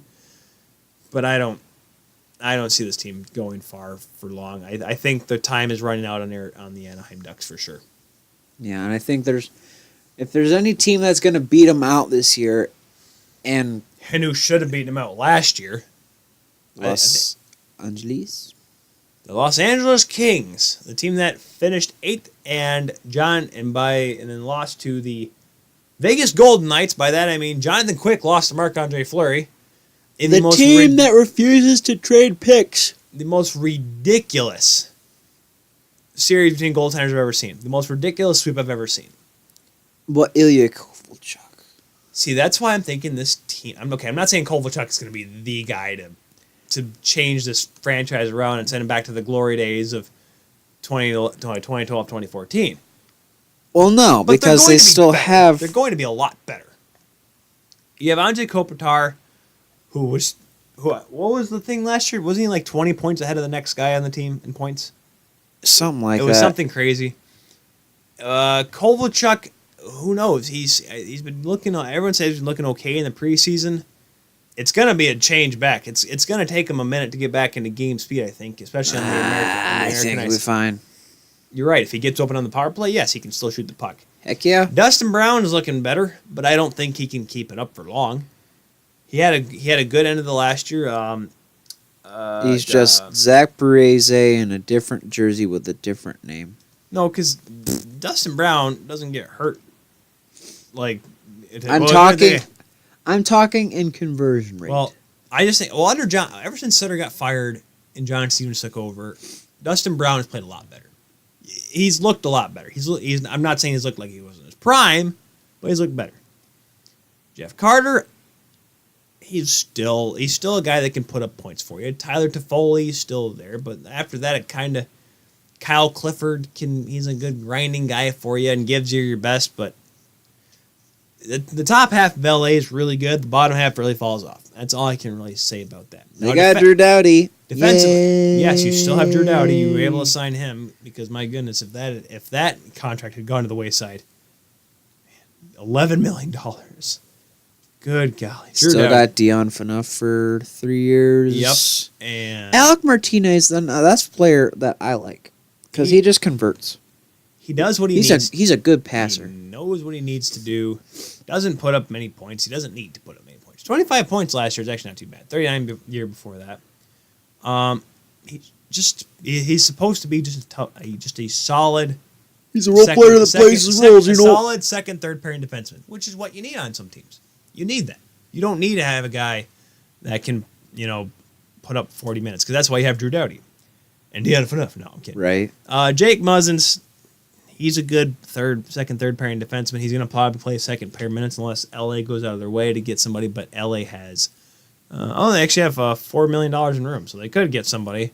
They have 6 contracts left. I remember at one point though they were like close to losing the cap. But I think they got rid of a couple players. Jonathan Quick's not Jonathan Quick anymore, despite what you saw in the playoffs last year. He's not 20. He's not Conn Smythe Jonathan Quick anymore, and I don't think Jack Campbell can play Jack Campbell, who was this World Junior goaltender, who came out and it's like, hey, he plays well in the World Junior, just going to be the guy. He got drafted by Dallas, and he went to Texas, and he played, but he wasn't really good. Comes over to Ontario, LA's Ontario, not Ontario, Canada. Looks all right. And literally just got the job because they needed a backup. They needed someone to play goaltender behind Jonathan Quick. He's just young. He's 26 years old, Alex. Okay. I know it takes goaltenders a while, but this has taken a lot longer for this kid. How long did it take until Jonathan Quick became, quote, Jonathan Quick? How many years did it take? That would have been... How old was he? 2010? I say 2010 is when LA started to come back around. So we're going to say... So he was... 8 years ago. So he's 24 years old. Exactly. 24, 25 years old.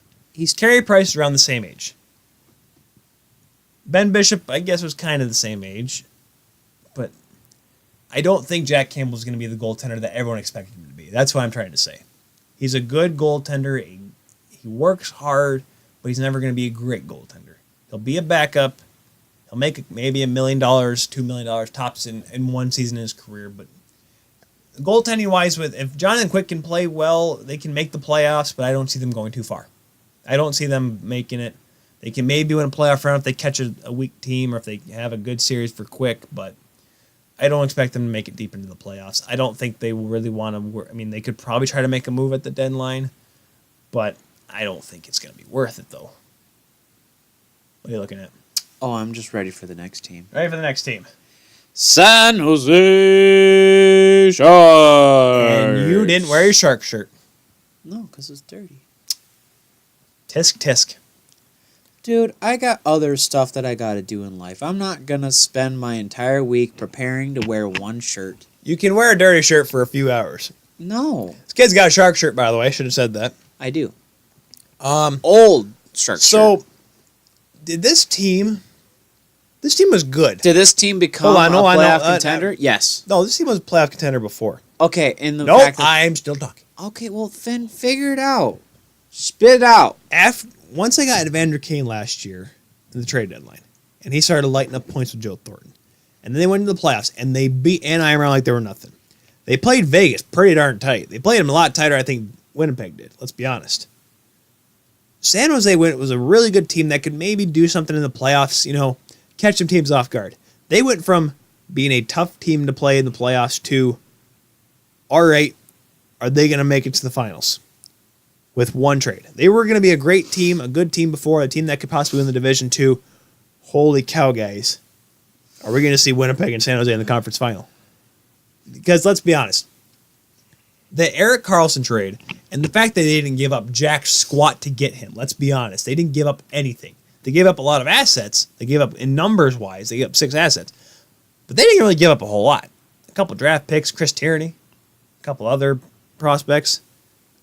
But getting Erik Karlsson on that back end, which is already one of the toughest right now in the league to play against, this is going to be a team I'm not going to want to play them. I know, if I'm in that division, I'm sitting there thinking, we have to play these guys 4 times this year. Hey, Buck. What? Brent Burns. Yeah, exactly. Brent Burns, Mark-Edward Vlasic, Erik Karlsson, Justin Braun, Brandon Dillon put up good minutes for you. Martin Jones is still playing fantastic, sleepishly behind. He's the most untalked about Southern California goaltender right now, and he should be talked more a lot. Aaron Dell is quietly one of the best backups in the league. 5'9" of him, 5'10", whatever he is. Here's the thing about frick, I can't even think of his name because I'm Brent Burns, Mark-Edward Vlasic, Justin Braun, Brandon Dillon, Martin Jones. Martin Jones. Okay. He gets talked about probably a whole lot. We just don't hear it. I don't. Here's the thing, but okay, yes, Eastern Prize, blah, blah, blah, blah. But he is. You saw him in the playoffs last year. He just looked so good, and he looked like. And you looked finally. Did the Padawan pass the pupil? Has the student now become the teacher? Because remember, he backed up Jonathan Quick, and now all of a sudden he's better than Jonathan Quick, in my eyes at least. I'd rather have Martin Jones on my team than Jonathan Quick right now. Absolutely, hands down. I would have Jonathan Quick on my team, period. You wouldn't or would? Oh, wouldn't. I thought you said would. No, would not. And then you look up front. Yes, don't get me wrong, Logan Couture is an overpaid player now. Well, he will be next year, pardon me. Evander Kane may have gotten paid a little too much, but they still put up points. Joe Pavelski puts up a lot of points. Tomas Hertl, he's kind of wavy, but he's in there. Joe Thornton can't skate, but he can make passes, make plays. Jonas Donskol, he's a pretty good, another good player. Melker Karlsson, but they just Timo Meyer is a good player as a contract. He's going to make a few dollars after this season. San Jose, man, they're gonna. I don't think they're gonna. If they surprise anybody, it's because they're the best team in the league. But I don't think it's surprising at all if we see them in the second, maybe third round again this year. I think I'm not saying this the expectations of the early 2010s when Patrick Marleau and Joe Thornton and Pavelski were really the best, and Antti Niemi was there when they were making it to the conference finals and tops the division every single year. I don't think they're ever going to be at that point when again. they were a 90 overall team in Shell. But maybe, just maybe, they're going to be good enough to maybe get to close to that spot. I think they may just be. I think they could make it. They could make it to the finals. Give or take crazy events like the Vegas Golden Knights. But well, they still got to get him through them again. They're going to have to. And I'm just saying, Vegas has gotten stronger. Vegas has gotten stronger, but they lost a lot. Okay, who did they lose? James Neal. They replaced him easily. David Perron. Replaced him easily. There's a couple others. Dang it. All I'm saying is this. Just looking at their forwards. Paul Stastny. Great player. Still have William Karlsson. He's an RFA next year. William Karlsson? You mean the all-time franchise leader in points, William Karlsson? Yes, Tyler. It was on. Riley Smith, Jonathan March. So, yes, this team... Jonathan Marchessault. Holy wheels, Batman. Holy wheels. Max Pacioretty. Oh, yes. Who you gave up. Ryan Reeves is still good. I don't care. Tomas Nosek is a good player. You know what, Alex? That's just your opinion, man. I think he's worth. Oscar Lindbergh can. I'm not going to sign him after. I'm not going to sign him after his deal's up, and I might trade him to Philadelphia. But and then you look at their back end, which, I mean, yes, you're going to miss Nate Schmidt for the first 20 games of the season because, well, we went into that. You have Shea Theodore, Colin Miller, okay. Yeah, that Braden Nate McNabb, Schmidt, okay. That Nate Schmidt guy, he was talking to this dude named Ped. I don't know. Have you heard of this guy? His name's Ped instead of Ted. Good Lord. Nick Holden, who they did get, which is a good pickup. I know I said, I was talking about Shea Theodore, they don't have the strongest. They really don't. It's really not the best, but there's talent there. But if you're looking at who you're in division with San Jose. You're in division with LA. That can be kind of decent. Your offense needs to go against their Winnipeg. defense. You're playing Smashville 3 times a year. And you see it's going to be tough to go through them again. I really don't. You look at the team, and like I said, they got better. But I don't know if they can do it again. Well, here's the thing. I really don't think so. I think they, during this off season, especially the Vegas Golden Knights, have done a phenomenal job of getting exactly what they need. A what job? Absolutely phenomenal job. A what job? Phenomenal job. Phenomenal job. Phenomenal. Okay. With an I. Really? Yep. Because you cannot spell? Wrong vowel. Nobody would guess. Anyways, as I was saying, you have a stacked defense in San Jose. What's your counter to that? High-powered stacked offense. Exactly. Speed. You don't need Speed. You don't need a giant defense to go against San Jose because if you're looking at the entire Pacific Division, you're right. Offensively, you don't need that much. You don't need exactly. And then your higher powered offense is going to go off on teams like Arizona. Going to go off on teams like Los Angeles where the defense isn't all that good. Except for one player. Okay, except for one player. Going to go off on the Ducks. You have one team in that entire division that is your match that you will play in the playoffs, and that's San Jose. How are you going to get past them in the round? Speed. Offense. Catch Erik Karlsson's bad ankle. But, Alex, let's be honest. Do you think Malcolm Subban, do you think Marc-Andre Fleury can do it again? I think Frenchie's got it in him. It's so tough to look at that and just say, okay, when was the last time he was that good? It was so long ago. He felt rejuvenated in Vegas. Now, whether or not it carries over to this year, if it does, holy cow, watch out, everybody. Marc-Andre Fleury's the flower again. He's going to be he's going to be a Vezina candidate again. But if you look at it, how long can he run with that? With the rejuvenating being in Vegas, a new team, a new city, a new environment. You can only go with that for so long. You can only say, hey, and I'm with a new team now. It's great. I'm out of Pittsburgh. This team actually wants me to be here. Blah blah blah. I think he'll be good, but I don't think he'll be outstanding like you did last year. Well, I think in Marc-Andre Fleury's case, I mean, he is 33 years old. He's not getting any younger. But in the case as an outsider looking at hockey goalies, you can speak more onto this. But as you get older, you would consider it more of a mental game. So let me go off I here. I stopped. You keep talking, or I'll tell you to shut up. Big shoots, as I was saying. It becomes a mental thing. So obviously getting to the Stanley Cup Finals, being that close to winning the cup, that's definitely it sucks, but it's definitely a confidence booster. Obviously, you're in a different place with a different atmosphere, an electric atmosphere, if I do say so myself. I mean, I'm not from there or anything, but still. I'm lost on that one, but okay. Keep going. I think for him, it's going to come down to mental performance. So if he keeps a positive mindset, I think he'll just do fine. So pretty much my summary is that Marc-Andre Fleury is like the rest of the Vegas Golden Knights. They're going to be good, but they're not going to be as good as they were last year. I cry BS, but okay. That's why I get paid, and you don't. Oh, I get paid. I just get paid at different stuff. Who's next? Vancouver. So we're moving to Canada now. Vancouver. Vancouver, if you're from the upper Midwest side. I don't know how to say it. So a team that supposedly doesn't know what they're doing. You got players. They have a team. There's a team there. I know that. They wear sweaters. they're like Ottawa. We are a team. What are you expecting this year? We are a team. We're a team. We're a team. Poor Brock Besser. Brock Besser ain't signing back there. You know that for a fact. He's going to Vegas. That's where he's going. Well, Alex, he's an RFA, don't forget. So he'd have to sign at least 1 year. He'd have to stay there for at least another year. Because no one's going. Brock Besser, he's an RFA. So he would have to re-sign. Okay. RFA meaning... The same thing with Mark Stone is the same thing with Cody Ceci. They sign for 1 more year because they play 1 year, they get their UFA, and they get to go home. They get to go somewhere else. Okay.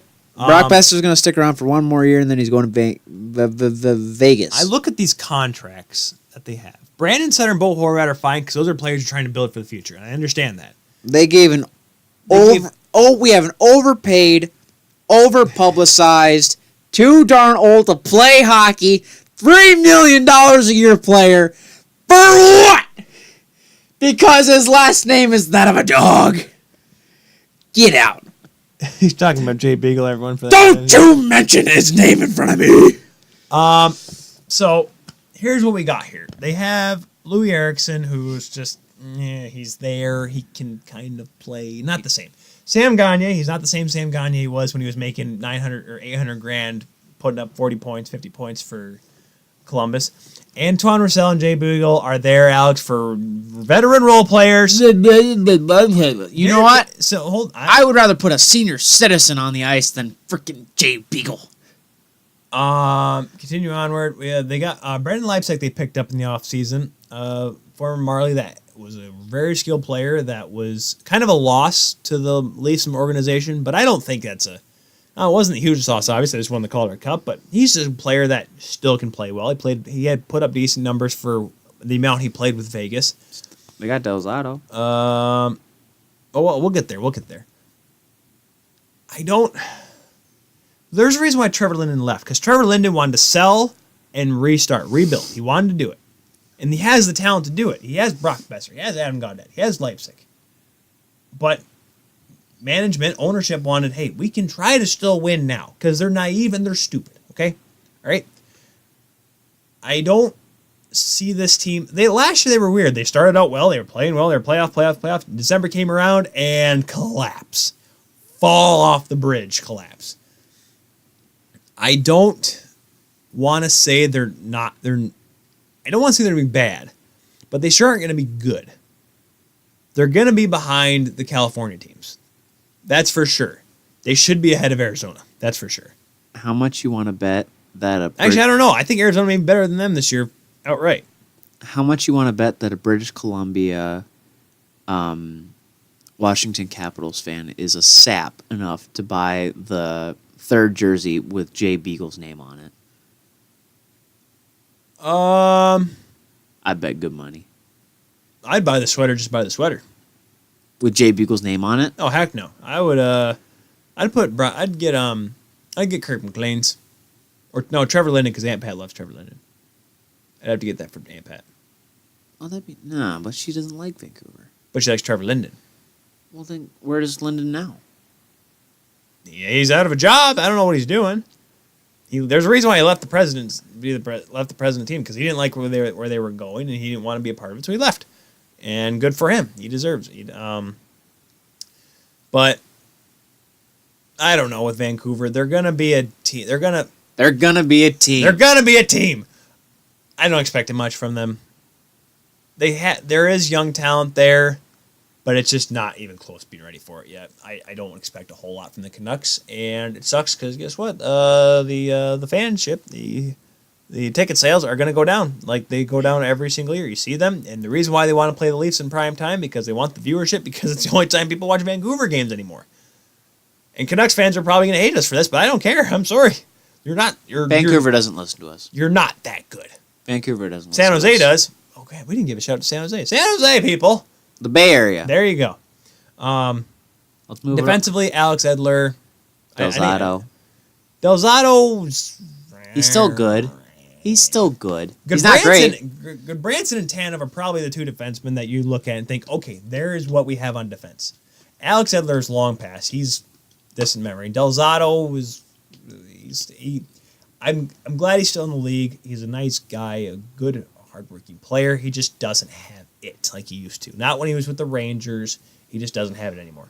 Goaltending wise, I've loved Jacob Markstrom for as long as I remember. When he was in Florida, when they were bad, he was always a fun goaltender to watch. I remember that series when Utica played in Grand Rapids a couple of years ago when he just stood on his head. I'm like, that's an NHL goaltender right now. He should be an NHL, and he is. And the problem is he's just hot and cold.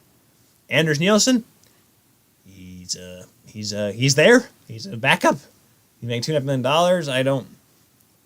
And like I said, it's another thing with the goaltending. You need the goaltending to be there. And Vancouver, they have skill in the net. They just don't have the consistency they'd like in the net. They just don't have gold in the net. No, I was trying not to say that. I remember I thought that. I did not say that, and then you said it.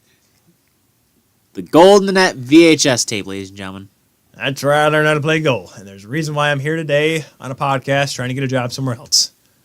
So, let's go over to the team that's pretty lit. No. The Calgary Flames. No. Calgary. You did not say that. Flames. Going to Alberta. So this team should make the playoffs. They should have made it last year. They can make it this year. Coulda, woulda, shoulda, but didn't. Why, Alex? They got rid of Dougie Hamilton, you said. But they got Noah Hannafin back instead. No duh. They got rid of Dougie Hamilton. I'm sad about it. But they got Elias Lindholm. I'm sad about it. They got Elias Lindholm. You can take your it. Carolina problems to the bank and you can go away. I want to go back to the last episode where we were talking about my Crusades. About Crusades and how they weren't going to be that good. Remember what Ked told you? Hey! Ked told you. Yeah, well, He gave it to you. Yeah, well, you know what? I got a problem with Ked. Why? Because he doesn't like Carolina? Exactly. Okay. He doesn't agree with my Crusades. Oh, by the way, I should have told you. He gave me a text the other day. We may be doing an episode with him. Maybe an episode on their show. Maybe. You two are going to have sex? What? No, I said him and he texted me saying, yeah, everyone, we gotta have you talk about the Leafs one of these days. Us, yeah. Oh. Yeah. So now you're gonna shut the hell up now, aren't you? Oh. I'm still going to talk about my Crusades on there. Well, of course you will. Well, you know we're talking about the Leafs, but Carolina! But Carolina, though, guys. Oh, Did baby! you see that win last night against Vegas? Did you Yeah! see them play Dallas? Yeah! Those ratings were through the roof in Raleigh. Calgary. What roof? Get it? Because they have hurricanes. I'm sorry. I'm sorry, ladies and gentlemen. That was bad. Oh, Lordy. I can't wait to go back in the basement where P's and T's. Where we can see ourselves. P's and T's. Johnny, look at this offense. Johnny Hockey, Sean Monahan, James Neal, Elias Lindholm, Michael Frolik. Johnny Hockey? No, Johnny Hockey. Sam Bennett, who has like one more. This is like his last year to really give it a good shot. Curtis Lazar, he's gone off my book. Mark Jankowski's there. Matthew Tkachuk is on his last year. Matthew, if you want to be considered a top young player in this league, here's your year to make it happen. This is your last year to make it happen. Don't do anything stupid. Play good. Don't spare anybody off the bench. Just be a good player. Then you look at the defense. Mark Giordano, yes, he's 34 years old, but he can still play defense. He's still capable of being a good defenseman. TJ Brody's lost a step, but he can still play. TJ Hootie and the Billfish. TJ Brody even lift. Travis Hamonic is still a solid defenseman. Michael Stone, okay, he can put up good minutes for you. But no, like I said, Noah Hanifin being brought over. He's not Dougie Hamilton, but he can still fill that hole for you. So defensively, they're still good. Can Mike Smith play a whole season this year? They got Gillies, though. Nah, they have Gillies. He can put on pads. He can stand in the net. Can he make a save? I'm not sure. You're doing better than you, Bob. You're not wrong. But Mike Smith, he's 36 years old. He's going to be turning 37. He can't play 70 games again. You can't ride him like you did last year. Yeah. That's what the problem was. His game fell off because he got tired. Goalies get tired nowadays. This ain't the game where you can play 500 straight games like Glenn Hall used to do. So they're going to have to maybe look. Well, think about all the off-ice stuff that they do nowadays. They're going to have to look for a better goaltender, a backup. And I don't. Someone text me. I'm sorry. Figure it out. Come on, I'm tired. Let's go. Okay. We got one more team. Dinner's ready, by the way. So Calgary should be a playoff team. And in the way this division's working, when you have brain fart, Vegas, you're gonna have San Jose, but then all you really have is LA and Anaheim in front of you. In terms of the granted, yes, you have to compete with the Central for the wild card spot. I understand that, so that's gonna make it a lot more difficult. But you're not gonna get it though. That third spot's attainable, I think. You still have. I really think it is. Okay, third spot in the division, but in the division. That's why I'm saying when you're facing Central though, you still have. Colorado, St. Louis, Minnesota. And Minnesota. Yeah, Colorado's there still. So that's why I'm Those thinking. Rocky boys. Minnesota finished third last year. Just remember that, guys. That Central Division is so stacked, and it's getting even deeper and deeper, and Dallas is going to come along. That's going to even get deeper and deeper, okay? But I think if you're Calgary, you're looking at the third spot, because you have to look at that third spot. And I think they have the ability to do it. I just don't. Will they be able to put the 82-game season together? Because last year they played about 50, 60 games and plummet. That's literally what happened last year. Everyone got tired. I think you have to look at it this year and think if they can put it together a full season. I think they can. I really think they can. Calgary needs a good team again. Because they need the money with the ticket sales to apparently build an arena, according to Gary Bettman. He can go piss himself. Want to go out to the Western Islanders? The Western Islanders. How so, Alex? Well, I mean, as a kid growing up, I always thought that the Islanders and the Edmonton Oilers were basically the same team because they're the same colors. Because they're the same colors, the logo, the fact that they had a just because in NHL '94 they had the same looking jerseys doesn't mean anything. The fact that they had an epic rivalry. I will say they did both go to the dark bluer sweaters at the same time. I'm glad I wasn't the only one that noticed. Whoa! My good, they're the same team. Except for Tavares moved, so now McDavid's got to go somewhere. McDavid's not going to go anywhere because no one's going to pick up $12.5 million. But the Edmonton Oilers, ladies and gentlemen, this team that's supposed to be this super team. Oh yeah, by the way, according to the Edmonton media. By the way, just so you all know and are aware, Connor McDavid's only 21 years old. Just so you know. Edmonton Oilers fans. If I were you, run. No, not if I were you. Your team has, amongst 3 players, look at this: Connor McDavid, Leon Draisaitl, and Milan Lucic combined for, and I'm not kidding, $27 million of your almost $80 million cap hit. Now, yes, that looks a lot better because the cap did go up. Because when it was 75, it looked awful. It still looks pretty bad. They still only have less than 1.5 million in cap space. Connor McDavid is still one of the best players in the game. I don't think he's the best because Sidney Crosby can still win now. Leon Draisaitl had a really good year that first year with Connor McDavid. Last year he kind of sucked, but the whole team did. Milan Lucic can't skate. Ryan Strome is not Jordan Eberle. Ryan Nugent-Hopkins is a good second, third line center. He can play the wing too with McDavid if you ever need him to. Drake Caggiula, he's a good player. Zach Cassian, he's definitely lost a step. Jesse Puljujarvi, I don't think he'll ever be what he's supposed to be. Kyle Brodziak, okay. Ty Ratty, he's looked good, hasn't he? He's looked good in the preseason, yes, because McDavid's passing him the puck and he's keeping a stick on the ice. That's an easy job to do, don't you think? Defense, Andre Sekera, he'll be out forever. Oscar Klefbom, okay. Adam Larson, not Taylor Hall. Chris Russell, I like the guy. He works hard. Darnell Nurse, a good young defenseman. He wanted more money, but I don't think he's that good. This team, they should. What? No. How did that team make the playoffs, Alex? I literally look at that team now and I wonder how they made the playoffs. Because Gretzky played there once long ago. No. I'm not. Away. Alex, I'm talking about the year when Connor McDavid made the playoffs. When they had Jordan Eberle there. Yep. And Cam Talbot had a Vezina caliber season. You want to know my answer? Cam Talbot didn't have an injury, or Vezina. He had an injury-filled Vezina less caliber season. It's because Wayne Gretzky played there a long ago in a galaxy far, far away.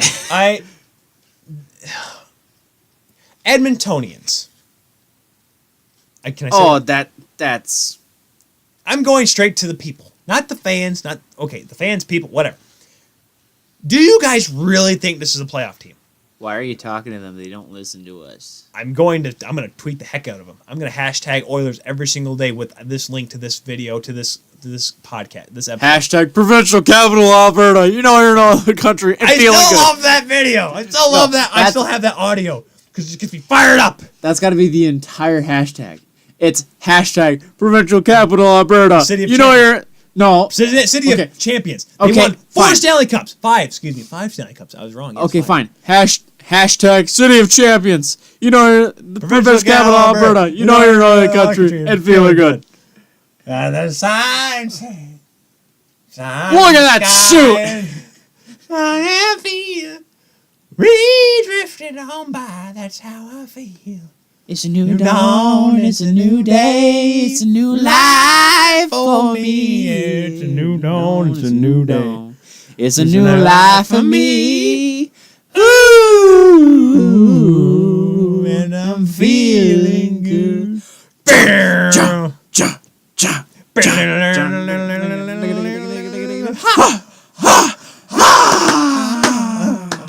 Okay, pump it louder. Pump it. We can stop now. We can stop now. Turn up the radio. Stop it. We're losing it. We're losing it. No, we're losing it. Pump it. Pump it. Pump it. Pump it. Turn up the radio. Let the steering go. Back to the show. So yeah, Edmonton's gonna suck, and that's the end of it. No, I have to say something about the goaltending. Cam Talbot, I like him. But let's be honest, guys. Edmonton. Yes, he looked good after that first year of Peter Chiarelli. But he just signed a backup goaltender from the KHL that was the backup to this SK St. Petersburg, Mikko Koskinen, for $2.5 million.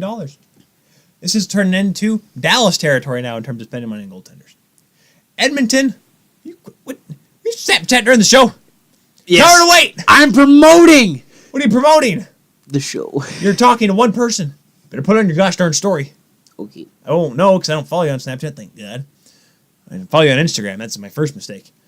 Hey, I post epic photos. Follow me at The Real Alex Keel. Yes, yeah, because anyways, the same thing Twitter. Because I had a stalker, dude. It happens. Edmonton is not going to be good. It's if they make the playoffs, good. I'm glad I'm wrong. They're not going to. There needs to be more Canadian teams in the playoffs. Because Sportsnet's the Sportsnet ratings are fine. I want the NBC ratings to go down because the lack of American teams. No, I'm kidding. I don't really want that. I just want good hockey. The lack of American teams. I just want good hockey, and I don't think Edmonton's going to be there in the playoffs. It's just, yeah. And you can't just say Andre Sekera is going to be the be-all, end-all because look at the rest of them. Darnell Nurse is still there. He's a good defenseman. He has an upside. He has potential still, but he's not there yet. Chris Russell, he's good, but he's not great. Adam Larson, Oscar Klefbom. This team's not going to be that good, and I hate when Edmonton fans get mad at Toronto fans because, let's be honest, we were bad together. We sucked together. We were awful together. And now you're jealous that we're going to be better for hopefully longer, knock on fucking wood. I have to bleep that out now. I'm going to have to bleep that out. Yep. You're going to have to bleep out a couple things because there was a few that you threw in there, but you just didn't. No, I said frickin'. No. I said what? You're going to have to go through the entire episode and I'll just bleep couple. out that one part. I'll check it out. Okay, I'll take it. Yep, okay. And check my timeline. So, do we want to do our predictions quick for each division? Central. All right. Central Division. Top, or just go through. Top 3. No, we got to go through the entire top to bottom. Central Division. I'll be honest, Alex. The way we listed out the teams for the Central. Nope. No. Nope. That's how I'm going to go. Dallas. Actually, no, excuse me. Dallas, Minnesota, Colorado, St. Louis, Nashville, Winnipeg. You're saying Colorado's going to be better than Nashville and Winnipeg? No. I'm sorry. I was saying I'm going from bottom to top. Worst to first.